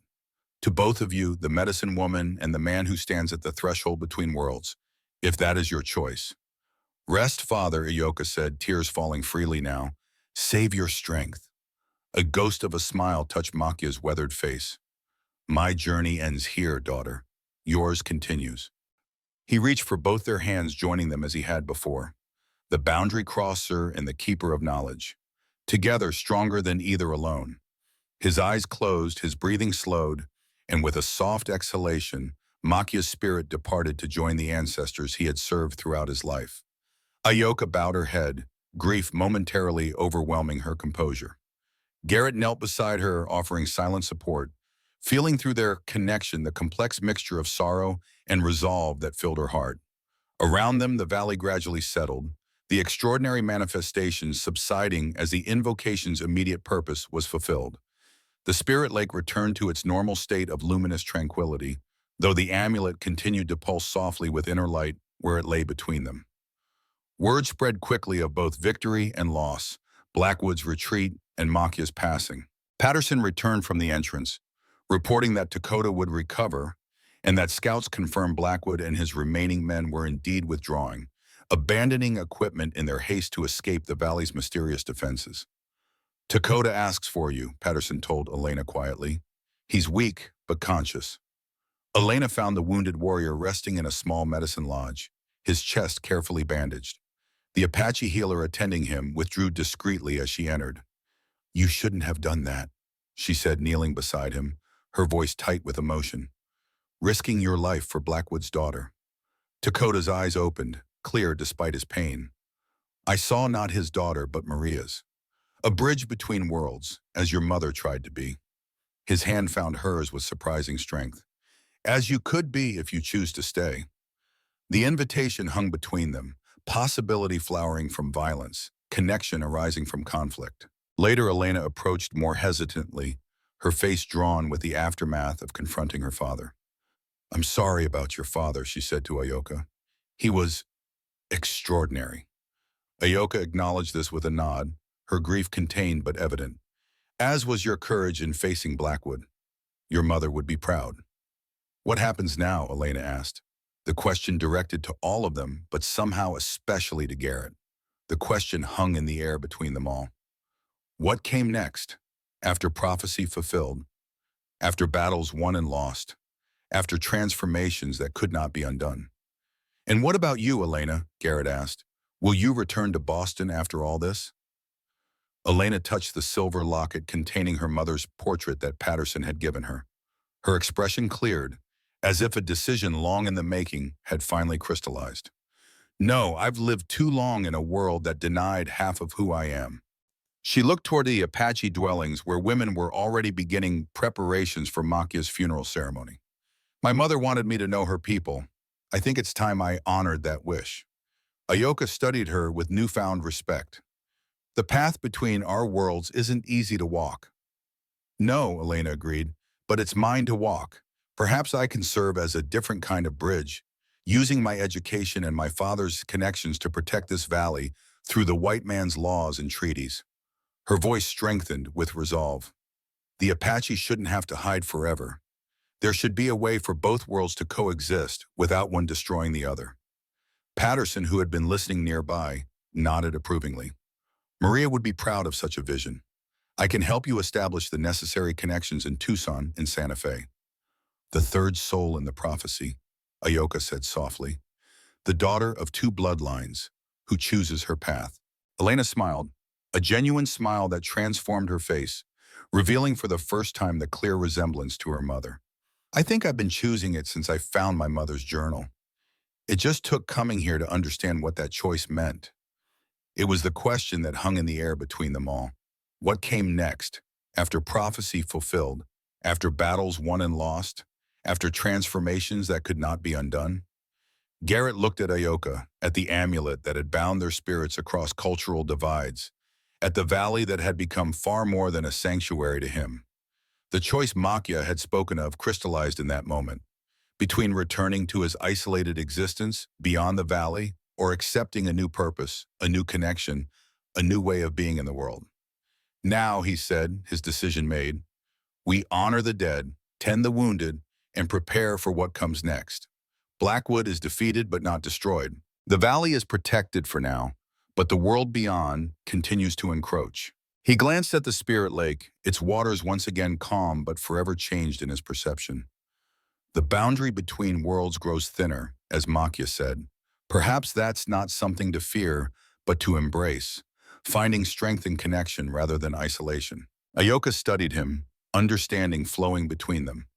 The guardianship of two, she said softly. Is that your choice, boundary crosser? If it's yours as well, Garrett replied, the words carrying weight beyond their simple meaning. Their eyes held, the connection between them deepening into something that transcended the amulet's influence. A choice freely made, a future deliberately chosen. In the weeks that followed, their new life took shape. Garrett maintained his ranch beyond the valley, a necessary connection to the outside world, but built a second home near the Spirit Lake, where he spent more and more of his time. He learned the sacred songs that maintained the valley's protections, his voice joining Ayoka's in ceremonies that bridged Apache tradition with his own unique perspective. Ayoka assumed her father's role as medicine woman, teaching Garrett the healing arts while he taught her tracking and survival skills that would help protect their sanctuary. Together, they established a new system of sentinels, Apache warriors trained in both traditional ways and modern tactics, prepared to safeguard the valley against future threats. Elena visited often, bringing news from the outside world. After confronting her father, she had chosen to embrace her Apache heritage, studying the language and customs of her mother's people. She became an essential ally, moving between worlds as Garrett did, using her position in white society to deflect attention from the valley's location. Dakota recovered from his wound and became the valley's most dedicated protector, leading the warrior training and developing a grudging respect for Garrett's contributions. Patterson continued his medical practice in nearby settlements, providing another set of watchful eyes against Blackwood's potential return. Around them, the Spirit Valley continued its ancient rhythms, sunlight dancing on water, wind whispering through pine needles, life persisting despite threats and changes. And in that persistent vitality, Garrett Sullivan, once a solitary ranch hand, now something more complex and connected, found a sense of belonging he had thought lost forever on the night his parents died. Each evening, as darkness settled over the valley, Garrett and Ayoka would sit by the Spirit Lake, the amulet between them glowing softly in response to their joined hands. Sometimes they spoke of the day's challenges, other times they sat in companionable silence, their connection requiring no words. And sometimes in the lake's reflective surface, they glimpsed visions of possible futures. Children with mixed heritage running along the shore, a community growing stronger through the blending of traditions, a sanctuary preserved for generations yet to come. The boundary between worlds remained as it must, but it was no longer a barrier to be feared, rather a threshold to be crossed with purpose and care, guided by shared wisdom and strengthened by bonds that transcended ordinary understanding. As dawn fully claimed the valley, banishing shadows with golden light, a new chapter began, not just for Garrett and Ayoka, not just for the Apache sanctuary and its guardians, but for all whose lives had been touched by the ancient power that resided in this hidden corner of the Arizona wilderness. The Spirit Valley endured, and with it, the echoes of choices made and unmade, of paths taken and forsaken, of souls connected across the boundaries that both separate and unite the many worlds we all inhabit.